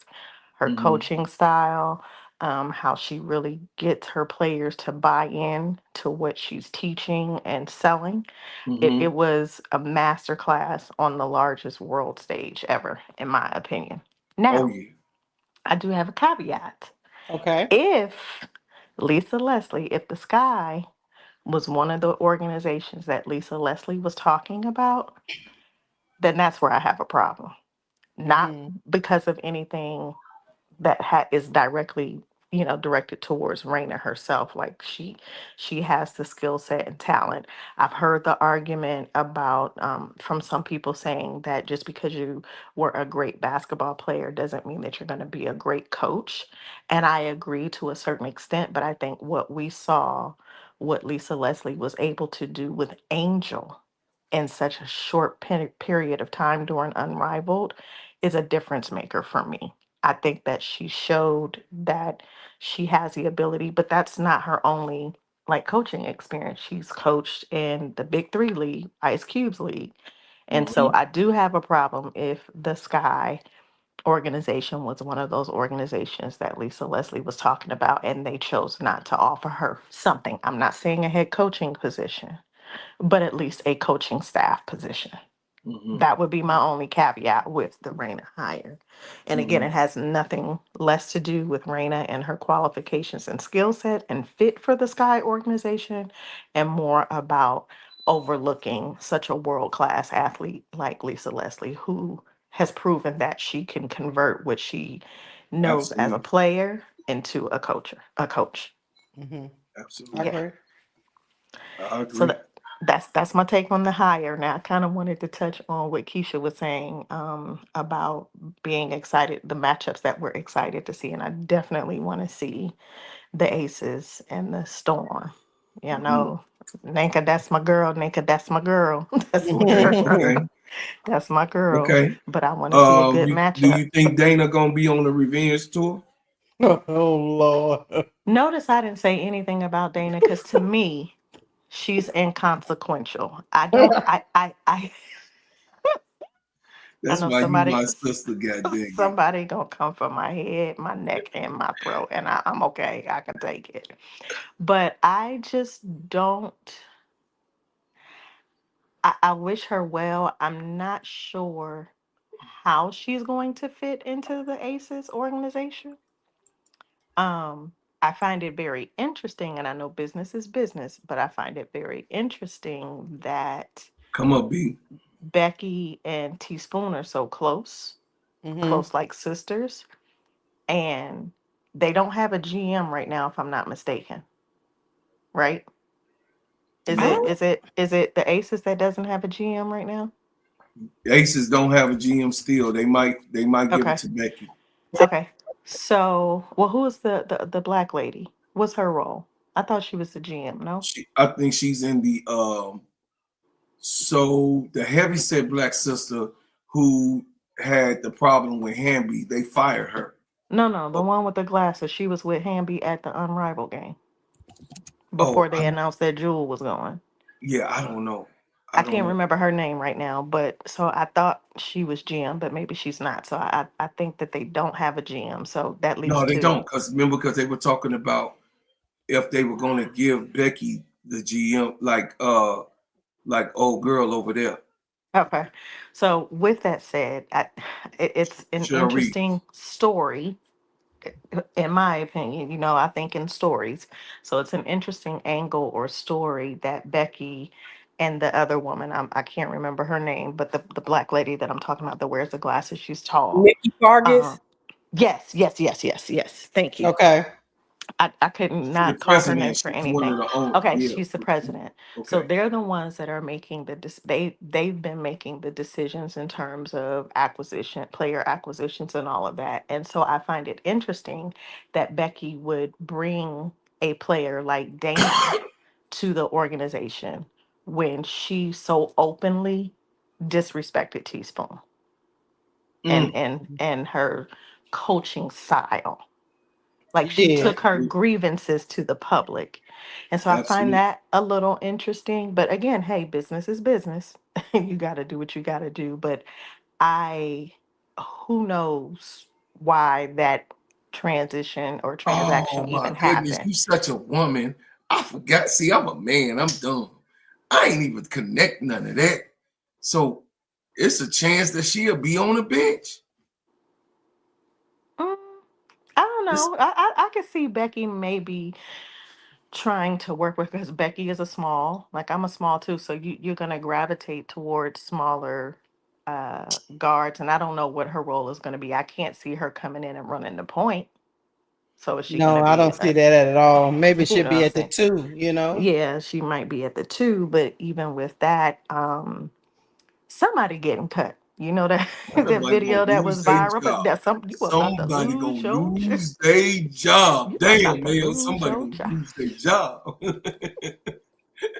God, dog. You about to lose your job. So You That would be somebody. diabolical to hey, trade for you the about girl and to she get lose cut. your job. Lord Jesus. Mhm, mhm. You about Because to let's lose think about your it. Who do job. they have right now? Who do they have, and what guards do they have right now besides Jackie Jewel and I'll pull it Young, up Dana, right. Jackie Oh, Young? Chelsea, let me pull Chelsea it Yes. up Gray. real quick. So then where does Dana fit into the scheme of things? Ah, baby, you talking. Let me go to you Cause talk you think so you think the revenge tour of Dana Sydney Evans gone. might not Sydney even come Colson, off, she ain't huh? got to worry about none of that. Sydney Colson gone. Uh, You uh, trying to take that girl revenge Alicia. tour away? What's her name is gone. Alicia Clark. Kelsey Okay, Plum. so let's Alicia okay, so Clark let's is look at it. gone. Kelsey Plum is gone, Clark is gone, Hmm. and Colson is gone. Colson is gone. But you bring in Lloyd, Yes. Evans, Yes. and who was the third one? Oh, Okay, Chelsea Gray is already there, and then you got Mm. Jackie Young. let me tell you the guards they got: Jackie Hmm. Young, Tiffany Hmm. Mitchell. They Tiffany got some girl Mitchell. named Elena Tanishka. I don't know who. Oh, they did they? I think they just signed her. Yeah, She's from she's not. Is she from Russia? They she just is signed her. from. Yeah, they just signed her. Where is she? They say she went to South Florida, but she's Hmm. from Greece. Okay, Uh, okay. And then, of course, they got Dana Evans, they got Chelsea Gray, they got Jewel Lloyd, and then that's it. So yeah, like, um, So where do we see her fitting in? um, I don't know. So I forgot Chelsea Tiffany Mitchell over there. Chelsea Gray, Jewel Lloyd, and Jackie Young will be point guard, Starter. shooting guard, small forward, starting. Yeah. Um, coming off the bench as a backup point, they don't have one. Mm. Dana would technically be the backup point unless they go out and You don't think draft. Tiffany Mitchell can handle it? Tiffany Mitchell is Mitchell can handle more. the rock, huh? She can handle it, but she's more. Her size is a little bit better for the two. Yeah, yeah. And I was about to say her She size So only is, 5'9". yeah, but Dana like 5'6". Mm-hmm. and Tiffany Mitchell don't That's what look or I play said. like 5'9". Let me tell you. Tiffany Mitchell is 5'9". That Elena Tanishka is 5'7", and Dana is 5'6". That's a bunch of little people coming off the bench. Yeah, I don't so I know. think she have a role. I think if they go out and draft another guard, that's when you can be like, oh, B, do they don't have a lottery pick? I mean, a draft pick this year, do they? No, I think they forfeited. the second Yeah, round they do, don't they? do they? They should I have don't second think. round. I think they forfeited it due to that whole That They was the forfeited ninth. That the was the first ninth round. pick.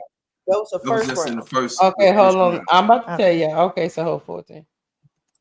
They Take don't a have a pick. mock draft. They don't have a pick in the second round. I thought they traded for one. No, I thought they forfeited, or was it Seattle? Who forfeited a Not draft pick? according to Tankathon. They don't. Oh no, They 13. do. Yes, 13. 13, and then they got the 34th pick. So they So got that's two the picks. third round, right? Mm, Yeah, so they got the mm-hmm. second and the third round. They got the second pick in the second round, and then the 34th pick is like the third round. They also added Crystal Bradford to that Yeah, they roster, and got I the like 13th. that. Yeah, So they they got got the 13th. So they got Tahina Pow going to possibly to the Aces. Really? And if Pow Pow go to the Aces, I Oh think that's boy. when you like, oh, Dana may get cut. Yeah. Yeah, because Yeah. that's a lot of little people. That's all Not I'm even, saying. not even cut. Not even cut. She may just not play because I would probably play Pow Pow before her if I drive Pow Pow. Oh, absolutely. What are you talking I'm about? Properly. I'm just saying that's a Absolutely. lot of little people Well, coming off the listen, bench. that's a lot. That's a lot of little people. And A lot of little okay, munchkins. so then let's look at her bigs, right? You got Asia, Mm-hmm. you got Mm-hmm. Kia Stokes, which I still don't understand. Kristen Bell. Gustafin and Mm-hmm. KB, which I don't understand. KB, You got Parker Titus too. I like that pickup. They gave, oh, that's Yeah, right. right. Cheyenne Parker I Titus is forgot there. about her. I Big girl. forgot. and She they got bad Crystal now. Bradford. I like Crystal Bradford, man. I think Crystal Bradford got something to prove. She been in and out Kia of the league. Stokes, Cheyenne Tires. I forgot she went to I Vegas. think That's right. Cheyenne was the backup center now. How tall is she? KB gonna get some Either tick this 4 year. or the 5. I wasn't impressed with what I saw with KB and Athletes Unlimited, though. You No, wasn't? I watched it Mm-mm, too. I mean, she had mm-mm. a few 3L. You know, she ain't yeah. no damn dog. That's for the dogs. AU was Well, for the let me dogs. say it this way: Cheyenne 6'4", so she got good is she? size. She Yep. don't look like it. And they still got Elizabeth Kitley. I think she was the rookie that was hurt last year. Yeah. And She's then She's kept 6'4". Megan. Matter She's of 6'4", fact, 200. She moving people for real. Cheyenne. Yeah. 6'4", Uh, 200. I forgot That's they have Kitley too. So Mm-hmm. look, I don't see Kristen Bell might get cut. Well, no, she's protected. I No, think KB protected. she's She's new. protected. So Yeah, Becky ain't got no choice. right. She under the 3 year. So, but I don't. That's a whole lot of people. Like I'm Yeah, not she might seeing, not make that roster, y'all. and who knows if Becky's style is gonna change. Coming in, she might run something completely different this upcoming season. But I I will say this, and it doesn't mean anything. You take it with a grain of salt. Asia Oh, posted a series of pictures and some videos of her and Jewel working out. You didn't okay. Mm-hmm. see her and Dana working out. Oh, damn. Oh damn! Oh, I'm I just don't damn. want to causing see just a none little of bit of that. confusion, just a little bit of Yeah. confusion. Okay. No, All right. I'm Thank you. having Now, fun with it. Tula Plays say Dana is better than Tiffany Mitchell, so Mitchell will get cut. That's what Tulip says. I beg to differ. I beg to I differ. think so, I don't differ. think Tiffany. You think Dana better than Tiffany Mitchell? That's Are what you she say. serious, Sister Tula? That's Mm-mm. what she said in the chat. I'm just Tula, we talk about Tiffany Mitchell. Are you serious? yeah, I don't know. Okay, all right. Everybody got their opinion. Everybody got And their then they opinion. gonna That don't draft mean you wrong. somebody at the 13th spot, like B say. It's looking iffy to me. That's all I can say. It's looking iffy. Somebody got to go. Well, I know one thing. Listen. I know one thing. At the end of the day, I want to see the Dallas game. I want to see the Aces game. I definitely Me want to too. see the Lynx. I want to Mhm. see. I want to see the New York game because Courtney gonna be. You know what I mean, on the Chicago facing the Liberty. So I want to see how they execute against the majors. And then of course, I definitely want to see them go against the Storm. Yep. See how Skylar gonna respond to how Angel taunted them. I want to see that. That's something that's must see TV. We here for all the petty games. We want Just all the being smoke, Must see petty. all the petty. TV. It's must Yeah. see TV, but the WNBA still has not proven that they have the marketing prowess to really take advantage of the potential storylines and the power that they have coming in this No, upcoming L. season. No, L. No.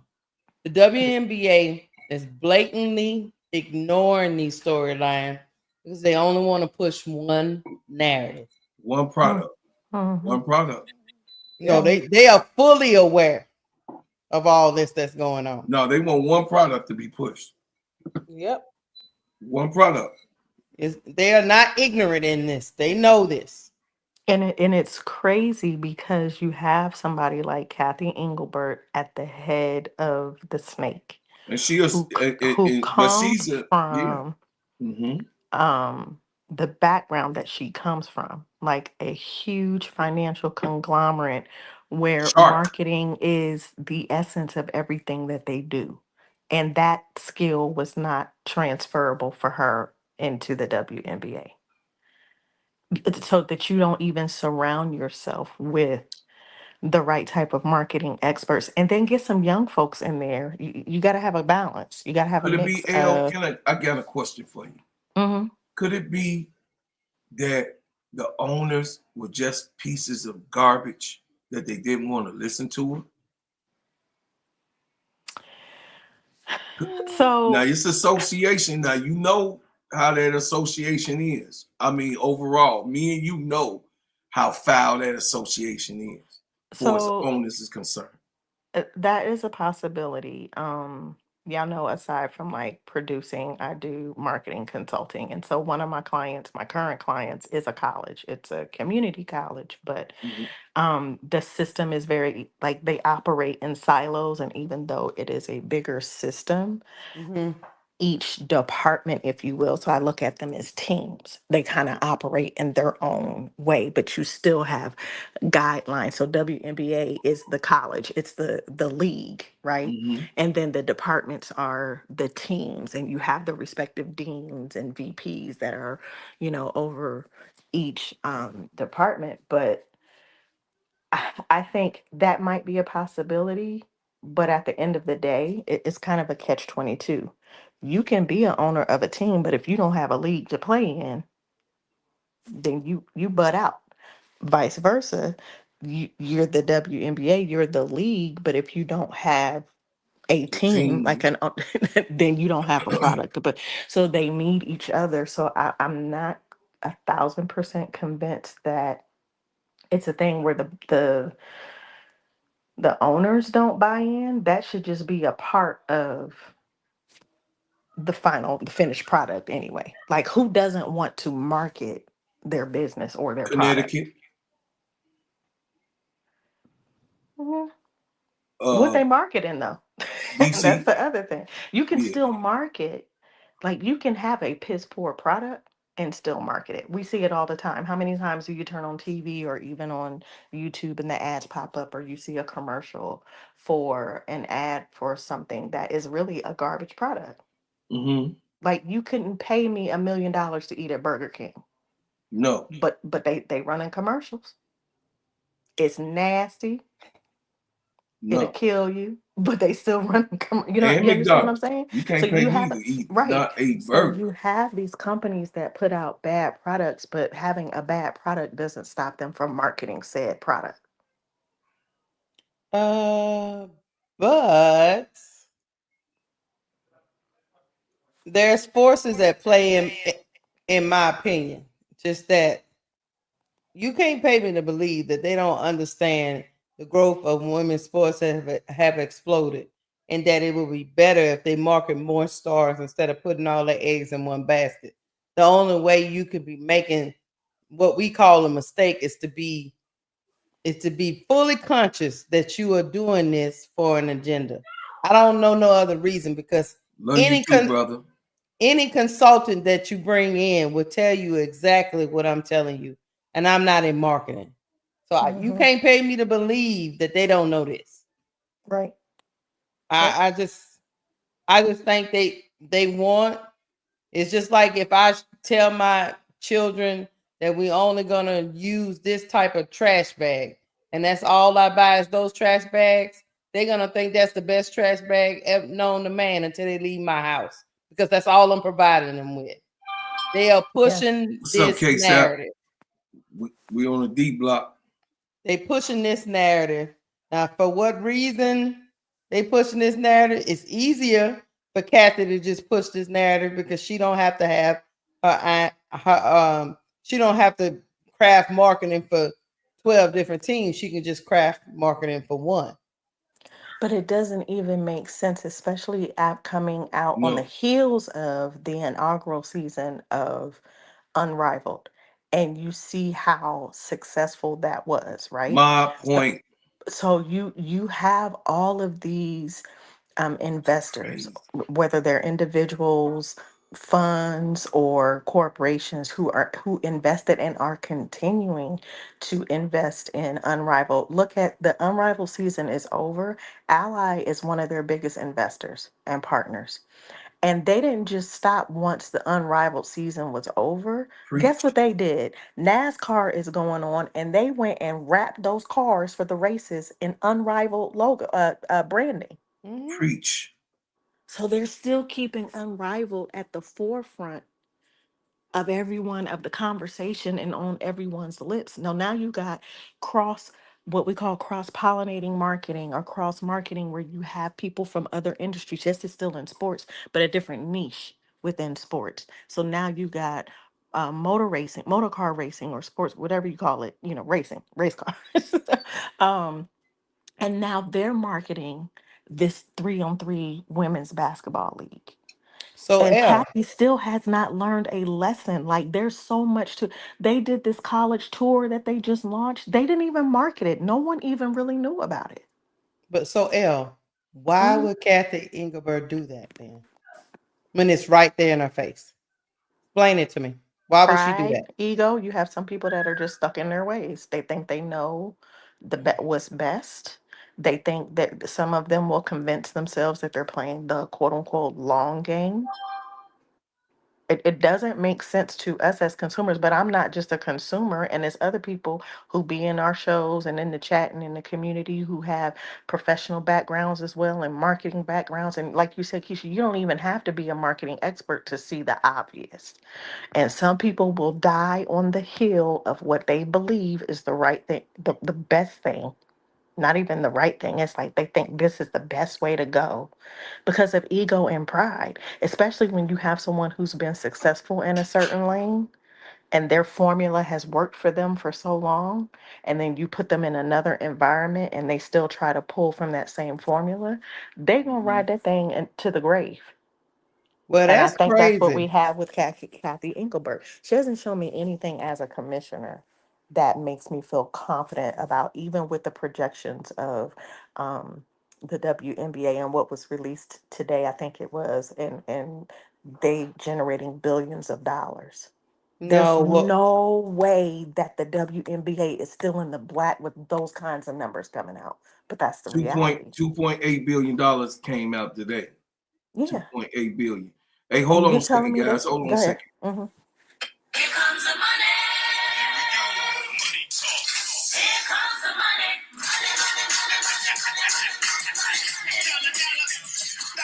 money. Hey, shout out to Brother Leader Muhammad for the $5 cash out. I thank you, brother. Support me. Hey, y'all, if y'all want to donate to the show, man, y'all already know me, Keisha and L and B. We work hard for you. If you want to donate anything to the channel, you can do a super chat or a super sticker, and then do exactly what Brother Lee did. He did a cash out. I appreciate y'all. You know, we got new shows coming, and we finna really talk some business, do some business, and make this thing pop, man, on these YouTube streets. So I thank y'all. Go ahead, El. I No, just yeah, go ahead, Keisha. I was just about to say, yeah, I just don't understand how unless you just you got to be sitting laying under a rock not to know that they got other. I mean, I seen and people talk about Asia Wilson all the time, but her shoe dropped. Her shoe dropped at stores, right? The shoe Hmm. drop. Them Mm-hmm. people was wrapped around the The block corner. Yeah, don't believe the trying hype. to get them Hmm. shoes, That's you man. giving up content. Hmm. I started to do a video. Them people was down the street waiting in a Yes. line to Hmm. get them A1s, y'all. Hmm. I haven't seen nothing like that since when you was rolling around with trying to Jordan. get Jordan. Jordan. Them A1. Let me tell you something. I don't stand in line for no sneaker. I looked at it online. I said, "Oh well, I might have to get it online because I can't be doing. Asia I can't be Wilson standing news. in no line." But them people was Hmm. wrapped around down the street waiting to get the first A1. Hmm. Hmm. And you Giving up telling me she's content. not? You telling me she's not marketable? Miss me with Exactly. that. Exactly. And And they Keisha, ain't to your talk. Listen, the Clarkers, they ain't talking about that. And the WNBA didn't post nothing, a video of them people wrapped around the corner. Yeah. So here's the thing. Again, Kathy is, I don't know if it's because we're starting to see more of these women own their voices and Mhm. raise and elevate their platforms with their voices. Mm-hmm. There's a lot at play. Like we're seeing a different league from a talent perspective and a personal brand perspective than we Okay. have in years past, Break it down. Break it down, El. Come right? on. Talk And to me. so when Kathy came in, the league that we see today, and I'm just talking about from the perspective again from how these professional women athletes are owning their voices and creating their platforms. You got podcasts, you got these brand deals coming out, you've got all of these different elements and things at play that weren't in play before. So now you feel like you don't have control over your product. That Mhm. could be a big blow to somebody's ego who is used to calling the shots. Now, much like when you get, I'm kind of backtracking a little bit to go back to your question, Keisha. Much like when you have a company or a business that has a franchisable model, essentially that's what the WNBA is, right? Like it's a franchisable model. It's the main thing. It's the league, it's the main company, if you will. And then each of these teams are franchisable models, meaning you got to come to the table with some money. So if I want to go and open up my own McDonald's, and be an independent McDonald's owner, I still got to buy into, I got to become a franchisee. And in order for me to become a franchisee, my money has to be right. All Mm-hmm. of my numbers got to be right. But also, I have to adhere, even if I'm going to operate my McDonald's location in the way that, you know, I want. And it could just simply be something like, I'm gonna give you a 2-for-1. You know, I can do some things. Like I have some freedom and flexibility to do some stuff, but there are core principles, business principles as a franchisee that I have to follow under McDonald's guidelines. And this is where Kathy is missing it, or whoever, you know, just the WNBA as a whole, as a business model, needs to operate in this way and say, in order for you to be an owner with a team in this league, these are the things that you're going to have to agree to do. And then you eliminate, you know, the this big shift or imbalance of where you see a team like Phoenix Mercury or the Las Vegas Aces, where they're spending all of this money. They got the facilities, they're doing the marketing, like they're killing it. But then you got the Chicago Sky and the Connecticut Suns and, you know, some other ones, and they're not doing nothing. Because then there's an imbalance. You gotta create this system where everybody has it. So then it makes each team more enticing to come to. It should not be any reason where I you would- have a star player like somebody like Angel Reese and people want to play with her but don't want to come because they don't have the proper facilities. Miss L, Miss L, can y'all hear me out Yes. clearly? I'm on my phone and I apologize. Just let me know if it's bad. You're taking into account everything you said. It sounds more of like a player focused business model, and the players are your product, but you need a consumer to make revenue. And unfortunately, is that what I understand with this? A lot of times, this conversation we go into what the W and how their money making plan is. Unfortunately, if you're forcing everybody to adhere to one standard, the teams that don't get the merchandise sales, the ticket sales, so on and so forth, but they had to spend the same amount of money as say like the New York Liberty, who are in the NBA arena, and you have to pay people who show up to work the stadium, do security, this, that, and the third. You're gonna have other teams operating at a greater loss, and the only people who are gonna want to be owners are gonna then be people who are billionaires with money to throw away and don't give a damn. But it's no different than the example that I gave. You can open up a McDonald's in the hood and not be as profitable as the McDonald's over in the suburbs. Like you're going to have different, like they still have the same standard. If you come to the table, then it's your job as a business owner. If you're like, I want to have this business model, I want to become a franchise owner, then you got to do what you got to do to make sure that that business it succeeds. Facts. That's the bottom line. There is no, well, this one is doing better than me. Then what do you need to do? That's why you go and you assess, you look at your numbers. What's your ROI on your investment? I don't know nobody that like losing money. No. That's So true, if you're but there's losing, still certain then you need to markets. make Certain adjustments. markets are not going to make the same amount of money, regardless, depending on where you at. If I have a McDonald's in the sticks, right, and there's only 10,000 people that live there, I can only at most hope I get 10,000 worth of customers, as compared to somewhere that has like a 500,000 people. Well, then the opportunity for earning opportunity is much higher. And say for example, like Connecticut, right, where they're a small place there in the casino, but I mean the Connecticut market, people, it's not that many people in the immediate area there for them. And then you're competing with the Boston Celtics and the New York market. You know what I'm saying? Oh, I get where you're coming from, but marketing should still be done because I put it to you like this. Just like in the NFL, some teams are in better markets than others, but that don't mean they don't still market. To not market at all is crazy. It should be all L is saying it should be a standard like franchises for McDonald's. These are the rules and regulations. If you want to buy into having your own team, you're gonna have to market just like the rest of the teams, or you can't buy this franchise Mhm. Well, what I would say is this. because it's a franchise of the WNBA. What I would say is this. L can also contest, and Wody and B, Sister Keisha. Do do dry wells have water? Now you know they ain't got no water. All right. Hell no, right? A dry well wouldn't be called a dry well if it had water in it, right? Mhm. So therefore, these places and these teams are placed right now. When we had the W of last year, they had what they had. Okay.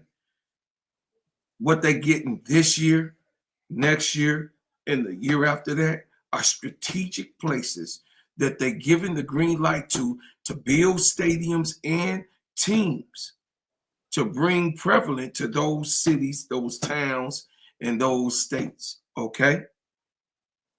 What I'm saying is this: the W that we had, like L said, that ship has sailed. It's gone. But what Kathy had to deal with was what was there.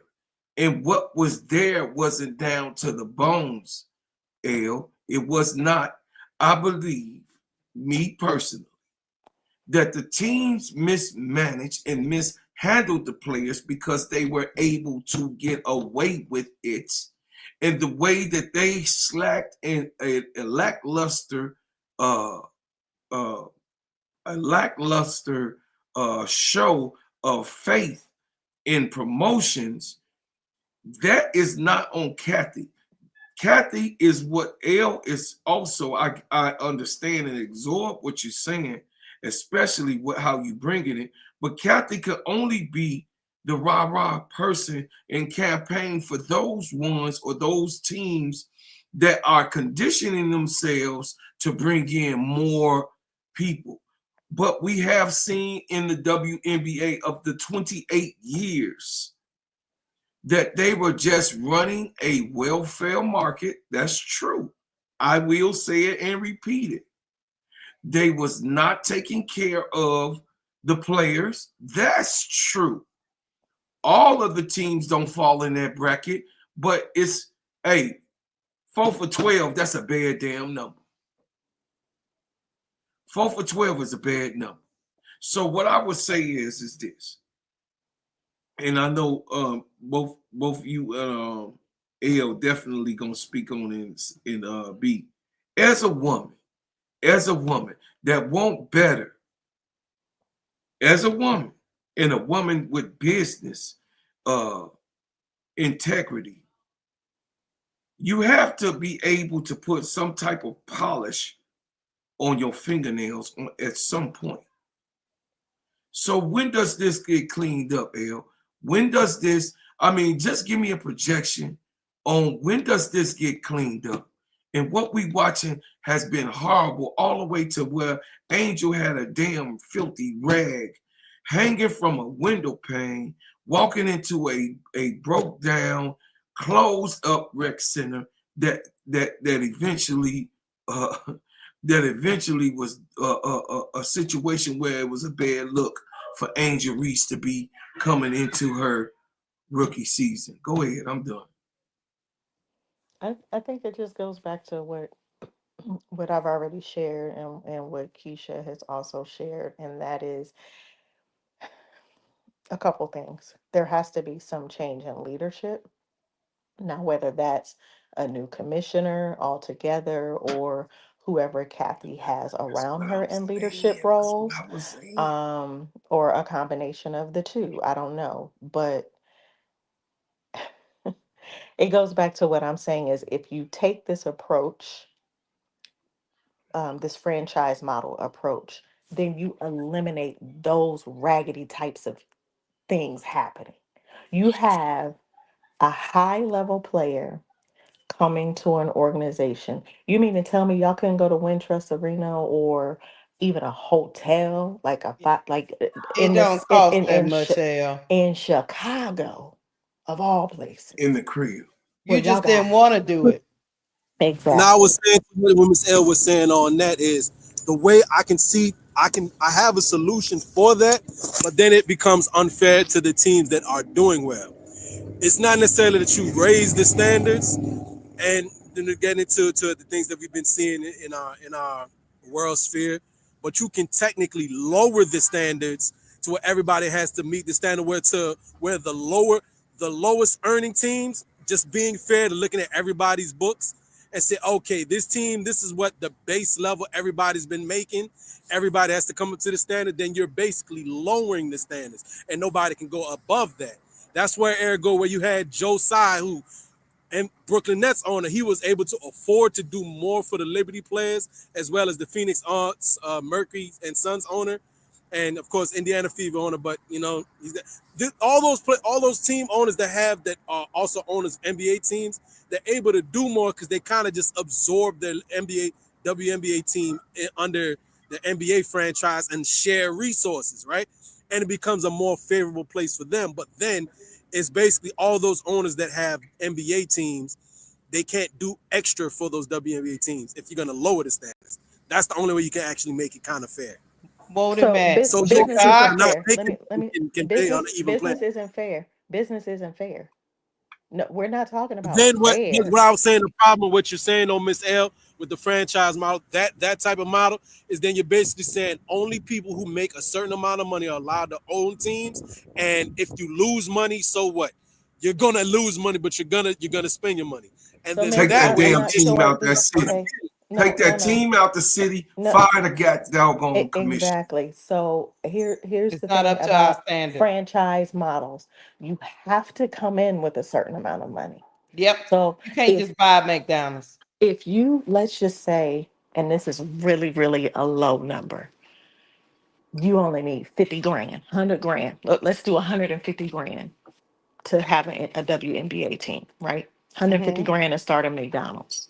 That's just to get started. So if that's all you have, you can expect to struggle because now you haven't accounted for your operating cost.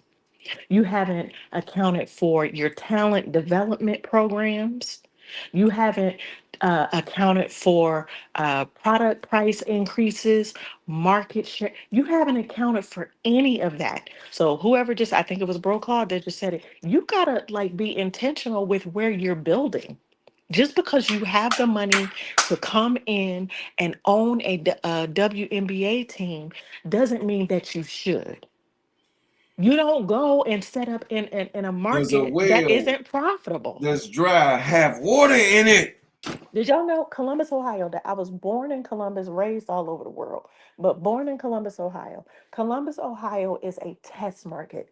It's where every corporation that you can think of, from Abbott to The Wendy's Midwest. to Anheuser-Busch, they all start limited brands. That's why Lex Wexner came to Columbus and bought up all of these houses right around the high school that I graduated from to build his own little community for the limited brands, which I ended up working for in the marketing department. So we had Bath and Body Works under the limited brands umbrella, Victoria's Secret under the limited brands umbrella. This man came to Columbus because he knew that that was a huge test market. Now, if he would have went to Gary, Indiana, it wasn't going to be the same. You understand what I'm saying? So as a smart business person, it's not just about, oh, I have the money to do this thing, but where am I going to set up shop to do it? I understand what you're saying, and you know what? I'm with you on that. So now my question then would be: Is are you taking this stance on the existing teams, or was that a scope you were looking at for the? Because we have the Cleveland Rockets are coming 28, and those two teams, Tempo and the Portland team. Detroit So three also is more in teams, negotiation. and they want to talk, and they're talking about Jack. They're trying to get to Nashville. around like 20 numbers. They're trying to get to like 20 teams, right? So that's like 8 more potential teams. Because there's such a booming interest right now, they're trying to capitalize on it, right? They're talking about bringing back some of the old team names. They got the rights for some of the old team names. Cool, all cool and well. I think they're looking at cities that have like a huge college fan base, or maybe not a media team, so they can be the pro team for the area. Like say Alabama, right? The road Alabama Roll Tide. That's they pro team for them. But that's college again. Like me and Miss Keisha was having this conversation the other day. The college fan base is somewhat different. I don't know if you can absorb some of those college fans unless you're taking some of those college players from that market, right? But other than that, that's what I was asking. Are you talking about existing teams or these new teams coming? I think it's across the board, but part of what I was saying was we were addressing the issue going back to the marketing. And Keisha asked the question, why do I think it is that way where you have some teams that are marketing better than others? Or do we think it's a team thing and not a WNBA thing? So that's how the conversation started. But if we're looking at the full thing, it needs to be across the board. Now, it's going to be much more difficult to do with existing teams because we don't know what their contracts and whatnot look like the language for all of that. So it might be harder to shift things now. But for sure, the new teams coming in, it needs to be that way across the board. Otherwise, we're going to continue to see this kind of disjointed marketing and business operations that are happening, where you are, I would and then just it makes it, assume, and then it makes it, it makes the product of the WNBA as a whole a difficult one. I think that's part of what we're seeing with the numbers. And you got some NBA teams, like I think it's four, that own WNBA teams, and people are always talking about the WNBA is not going to be profitable. If the NBA pulls out, then pulls out, then we're not going to see a profitable league. But part of that is because due to the things that we're talking about right now, you don't know how to run a business and market the business well. And so you're always going to have, when you talk about a fair advantage, business is not fair, which is part of the reason why we see top talent wanting to go to other organizations, certain organizations over others, because resources are important. It should not be that we're in 2025, the year of our Lord and Savior, and you Mhm. got teams that don't have facilities for their players. Sun yeah, Tzu said, unfortunately, go ahead. Sun Tzu said, And business is warfare. then another thing is, with so much, we have so much technology and so many resources. You mean to tell me we can't? Marketing should be cheaper to engage in, not harder, because we have so much technology now. Mhm. Wody We Mac. do so much stuff online. Unrivaled Wody Mac. taught Like, a come on. master class in how you Check it handle out. digital marketing for a league. And guess what? The young lady that was the head of marketing and content development, she's Mhm. only like 24, 25 years old. Yeah, because I mean, I just don't get it. Like This for Wody before, Mac. like This before 25, 30 years ago, yeah, people was flying here and flying there and trying to get people to market and go set up meetings and all that stuff. Now you don't have to go nowhere. You can do all this from your house. You can talk to this sponsor, you can talk to this player, you can go online, you can start a following, you can start a group, a community. And It's Keisha, so check much this out. easier now. And you have AI. Yes, You have so much at your fingertips, I to was your just point, gonna that there's ask Wody Mac that. no excuse. There's there's no just no excuse. I excuse. was gonna Yeah. say, what if we got AI right now in the palm of our hands? Yeah, Eli Musk. This is to you, Wody Mac. This is not, we not talking about 2010, 2015, or 2020 when the pandemic hit. We have now, in the last 5 years, since we didn't boomed in the technological department around the world, we in America have boomed in technical and economics full circle, like the smallest thing makes $1 million now. I know L know what I'm talking about. So Yeah, yeah, Wody I know Mac, what you mean. what I'm Mhm. saying is this. Why would I buy a team and build it in Connecticut, which is the size of Toledo, Ohio? Why would I take a team in Toledo, Ohio, Mhm. and not refurbish a team in Houston, Texas, which is bigger? Plus, what happened was it was mismanagement when they did the investigation on that team. It was mismanagement of funds. Why wouldn't Mhm. we go back to Houston and we continue to build in these small markets? And there's big markets that's wide open. I mean, Alabama, that's cool and all, but who the hell? I mean, my mama from Demopolis, Alabama. She No, born and no, raised my we people. stay yeah. So with the why? markets.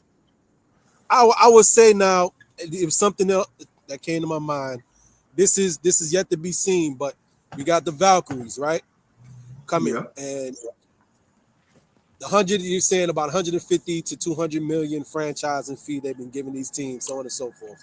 What Miss L was alluding to though is these teams coming in, you got to have a certain standard. Now, why I brought up the Valkyries is I believe we might, we don't know what they did, but we might get a peek into what some of these new teams coming in, what they're gonna do. I don't know if the Valkyries are gonna be attached to Golden State or they're gonna be something independent of the They own. already did.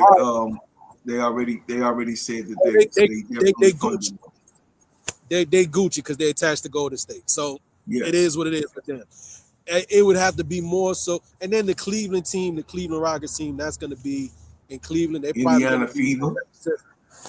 They're like, again, what the other one? Toronto Temp. What was that third? Toronto. All those teams, matter of fact, all the teams that was named except for those speculative teams. Backed by NBA teams. Yeah, they're kind of going in a market where NBA team is, so they're probably going to be just end up being the sister team. And you think about it logically why they may be doing that. They can be supported with the services and the facilities. They can basically just, hey, we don't have to build you nothing per se new. What is better than NBA facilities, right? Let's be honest. Like, hey, we're in Toronto and you can use the Toronto, you know what I mean, the Toronto Raptors facilities. You know what I mean? If you're the WNBA team here, so it's kind of like, so to speak, killing two birds with one stone. I'm not too against it because then you're still getting the top of the line, state of the art facilities if they're allowed to use it at their leisure at any time, just like the NBA players are. So But I'll say hold on, Waterback. Just think about this. Indiana, we all agree, is in a small market, right? Hit the like button, y'all. They're in a small market, right? Right? yes. They got an NFL team too. Hold on. They are still in a small market, right? Yes. Okay. They, even before Caitlin Clark came there, they were losing every year. They were still marketing that team. Right? Yeah. Yes. On social media, everywhere. The gentleman has a vested interest as the owners of the Pacers too, though. He does have a vested interest. All I'm saying is, if they can do that in a small market, then it could definitely be done in a big market, right? Yes. The big market teams, though, what I'm saying is, and I just trying to be absolutely clear with it. The big market teams, though, as you said, the Liberty, I guess Phoenix is big market, Vegas, right? I don't know about Seattle, but I've never heard nobody complain about Seattle. But overall, Seattle, the Liberty, the Aces, and the Suns, they actually, even though they don't always necessarily show up every year in the box office if they're not winning, but they do it. And I think all of those two are also billionaire owners. Mm-hmm. It is what it is with that. Most owners, most on millions, billions. Most owners have millions of dollars, y'all. They can do it if they want to. That's my point. Some people neglect their organization. All L is saying is there should be a standard that if you don't adhere to this standard, then you can't be an owner. The New York Jets should have been out of the NFL, for as I'm concerned. They still making money, hand over fist. But no, I'm just saying the way. See, you're not going to never get with a New York Jets fan. Okay, you're not going to never do it. But I'm saying because the organization has never won anything for as who they institute in and out of the organization. You just saw 35 years of bad business with the Bears. Bad business where people did not want to come to Chicago, and they just Fields was the last quarterback that they ruined. Okay, there are big markets that ruin players. Mm-hmm. Derrick Rose got worked to death. That's why his knees came out, because he never got an opportunity to sit down. He got destroyed. So it was in the Anthony Carr was like, where we gonna get these players from in the WNBA? It's more than what you think. It's more players than what you think. Look how big this draft is. What you think next year draft gonna be? What you think the year after that? You see these freshmen right now that's in college, they playing on senior level. I mean, it's infectious. It's almost in every school. They got a freshman that's doing senior jobs on LSU, that's on Texas. I mean, wherever you go. Bro, Claude. Vanderbilt. These colleges got better facilities than pro teams. Yes, they do. Yes, they That do. is And crazy. it's because of what me and L saying. You can't have a damn team. You can't cannot have a I mean, team. them colleges getting tuition too, though. So I mean, they No, what I'm saying, regular, look, regular bread coming in. hey, doesn't that's mean not the anything. point, Walter Yeah. Mac. If you Yeah. gonna run a team, if you're gonna have people putting their bodies on the line, you have to have the facilities to support that sport. Chicago ain't never had a facility. They was using the Especially college stuff. look at injuries. Okay, perfect example. We all saw it happen and it crushed many of us. We saw Juju go down, right? Right. She is with a top program. Keck Medical Center is right in my backyard. They got the best of the best. So she can get immediate care, top of the line care. Yep. Now, if these young ladies are going from, like to Keisha's point, they can go from schools that have all of these resources in addition to them getting NIL deals, in addition to them being on full scholarships. You mean to tell me that these billionaires can't make sure that their professional level players don't have the same or better opportunities? You get somebody like Angel that gets hurt, they don't even have the facilities or the doctors to give her the proper treatment. It's asinine. It's crazy. You shouldn't be able to run that business. You should not. You can't have people. You can't have people putting their bodies on the line where they can crack their knee, crack their ankle, and you don't have anything. You don't have doctors. You don't have facilities in place for when this stuff happens. Let me tell you something. I got 3 kids, and two of them grown, and the other one is on his way to being grown. If I, as a mama, neglect my kids in any way, you best believe some people coming to take my kids, because they gonna tell me I'm unfit as a mother to take care of the very thing that I'm responsible for. As an owner, you have a responsibility. You don't just get to throw up your millions of dollars to say you own a team and then you don't do right by the team that you own. And so there should be a standard for owners so that it's not even about a level playing field, but at the very least, these women, many of them who are mothers or want to become mothers, their wives, their daughters, their sisters, they're the breadwinners of their family, and they're not even making. Some of y'all on here listening now make more than WNBA players. And they don't even get. You got college players that are making more than professional level players, but because they love the sport, they love the game, they are willing to risk it all. And as an owner, you can't do right by your people? No, you don't deserve to have a team. By your 12, 13 people? 12 or 13 people? Yeah. It's my daughter broke her jaw freshman year. L. And she went to a private Christian university on scholarship for her sport. She broke her jaw. They called me. It was during practice when she broke her jaw. Mm-hmm. They called me. They got her to get seen and all that stuff, x-rays, MRIs, all that stuff they do. Next call was we doing a surgery because her mouth was wide shut. It was horrible. So then after they did the little surgery and got her back to where she's got back to her room.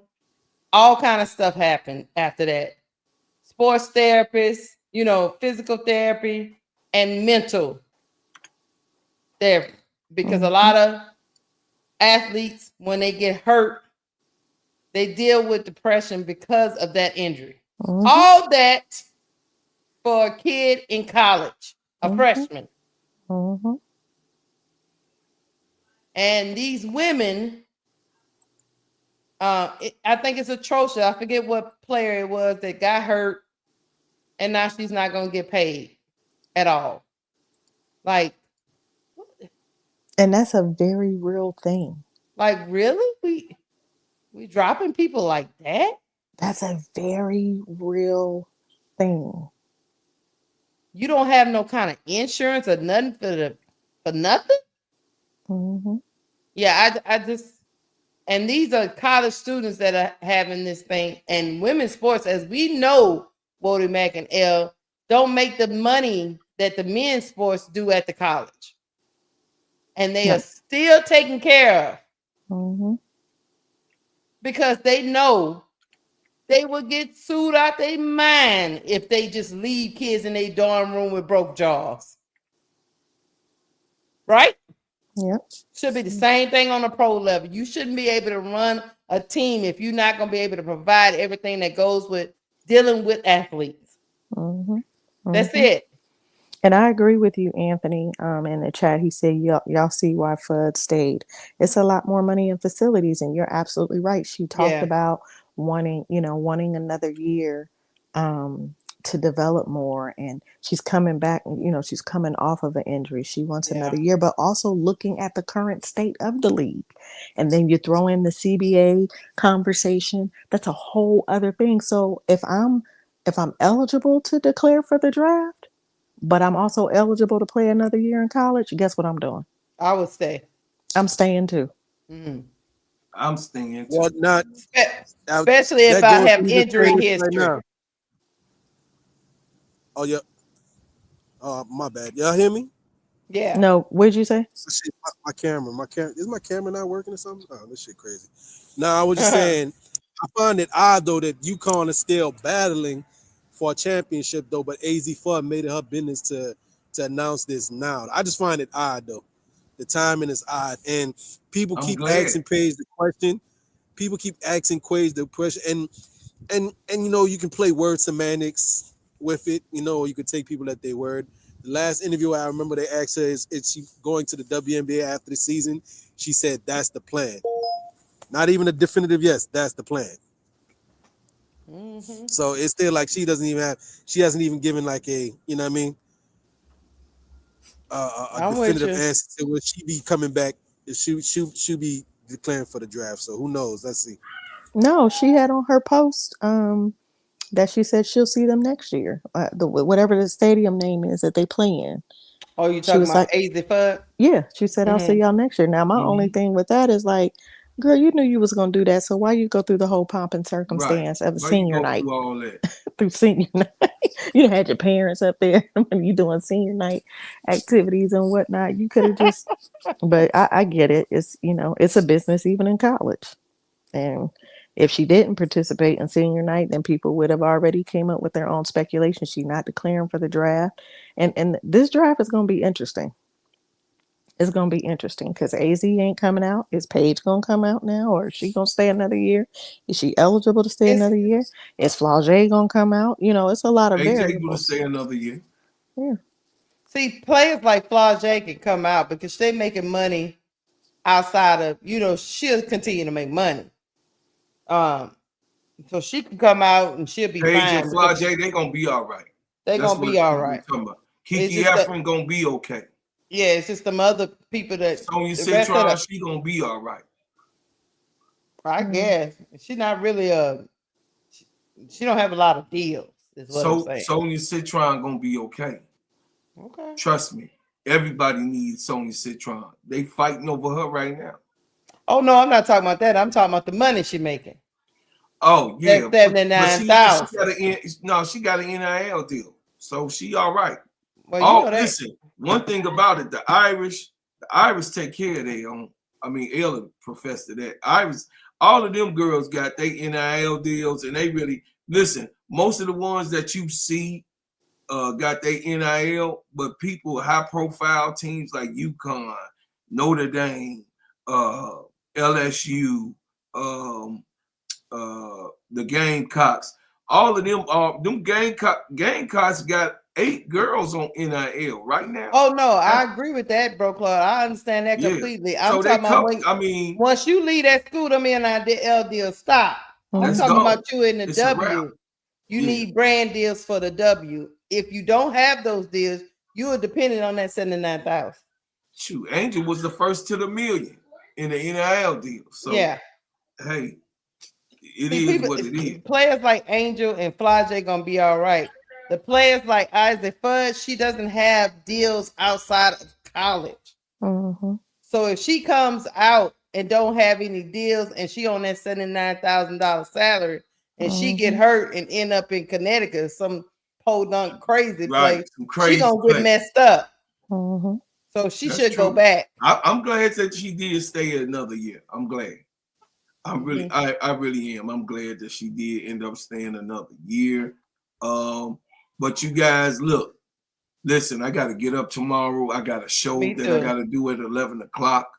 I'll send you my transcript for tomorrow's show.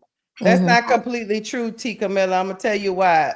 Some of those NIL deals, they will continue, but a lot of them don't when you don't play for their team anymore. Right. A lot of the sponsors in Texas and Louisiana, you stop playing for Texas, you stop playing for Louisiana, they don't continue them deals. Now they might work a different deal with you, but they won't continue that subsidiary deal. Yeah, they might work different deals with you where you will come and still be a brand for them, but they don't just have to continue because there's a lot of kids on NIL deals who don't really do anything. They just giving them that deal. But once you say you don't want to be the part of the Tigers no more, they don't continue that no more. Yeah. So the big names do, but not the smaller ones. Y'all check us out, man. We got the Players Club coming with me and Sister Keisha. This is what y'all seen tonight. How we got 205 people in the room. If y'all would like to give a super sticker or a super chat to donate to all of the things that we got going on. Also like and subscribe. Let's pass the donation pot around. Let's give a donation if we can, if we will, and if we definitely like the content of what we bring in. Of course, tomorrow at 11 o'clock a.m. from to 12 p.m. It's 1 full hour of my crash out room with the gingerbread man. See, I'm the owner of the crash out room, but the gingerbread man will be there and he will listen. He told me I bet not say SHIT. I'm just saying that's what the gingerbread man told me and say, but I said I beg that differ. He said, shut your ass up, Brother Cloud. I'm gonna be the gingerbread man tomorrow. So y'all can come and check it out. It's about things that piss me off. We're gonna have 2 topics, on every show to crash out on, and also you'll be able to be a suggested guest to come up, in the future. Also, you guys definitely will be able to see more and more production from. I don't have the trio. Coming up with me, K-Sap, and Sister Keisha. I don't have that in my format, but the trio with me, K-Sap, and Keisha, the full court trio. We airing that every Friday, but we also got another day that we're gonna give you. So you're gonna have strategic days of when we're gonna open our production. And I appreciate everybody that come in. So we need donations and things that we do ask for donations. We do. I got a super chat. We do ask for it. Okay, hold on. Let me give it to y'all. Let's go. Okay, hold on a second. Here comes the money. Here comes the money. Money, money, money, money, money, money, money. Shout out to Kia Young. Appreciate that. You say, Keisha. Thank Oh you, yeah. thank you. Oh yeah. Yeah. So the Yeah. thing is that we're linking arms and locking arms in this community. This is an extension of Simply Ball Dropping podcast with my main man KSAP.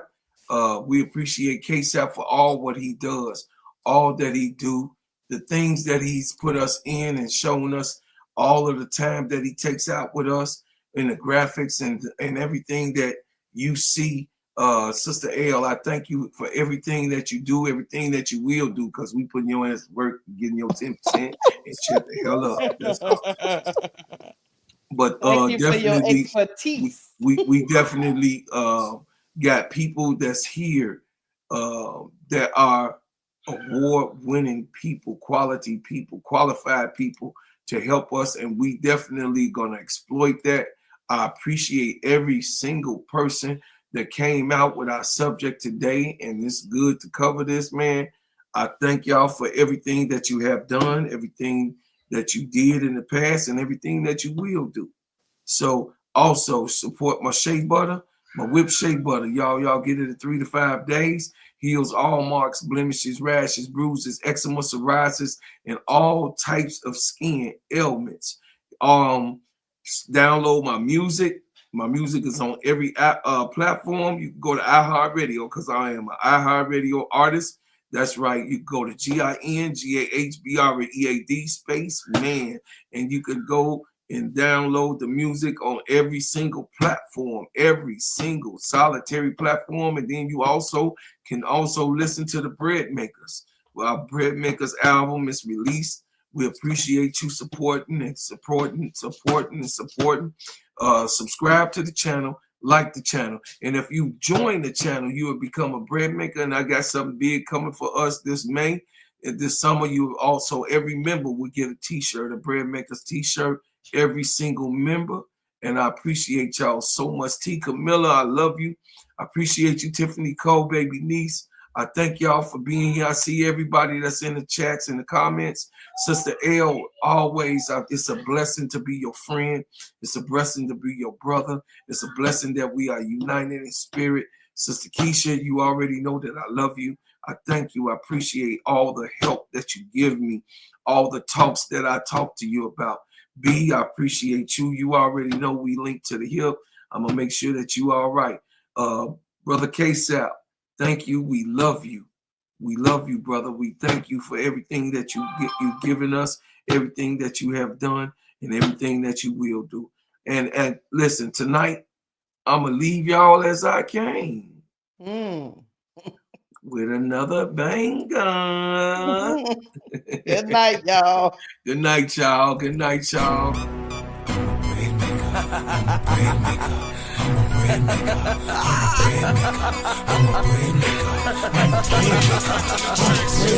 got that rap van rolling on them dubs. You can catch us later while we ballin' in the club. We them bread makers, we them bread makers, we them bread makers, we them bread makers. Trust me in the club, spinning them ends, smelling like ginger man oil in my bins. Drop top down and I'm rolling 2 friends. Bread making everywhere, starting new trends. Look at baby girl, she looks so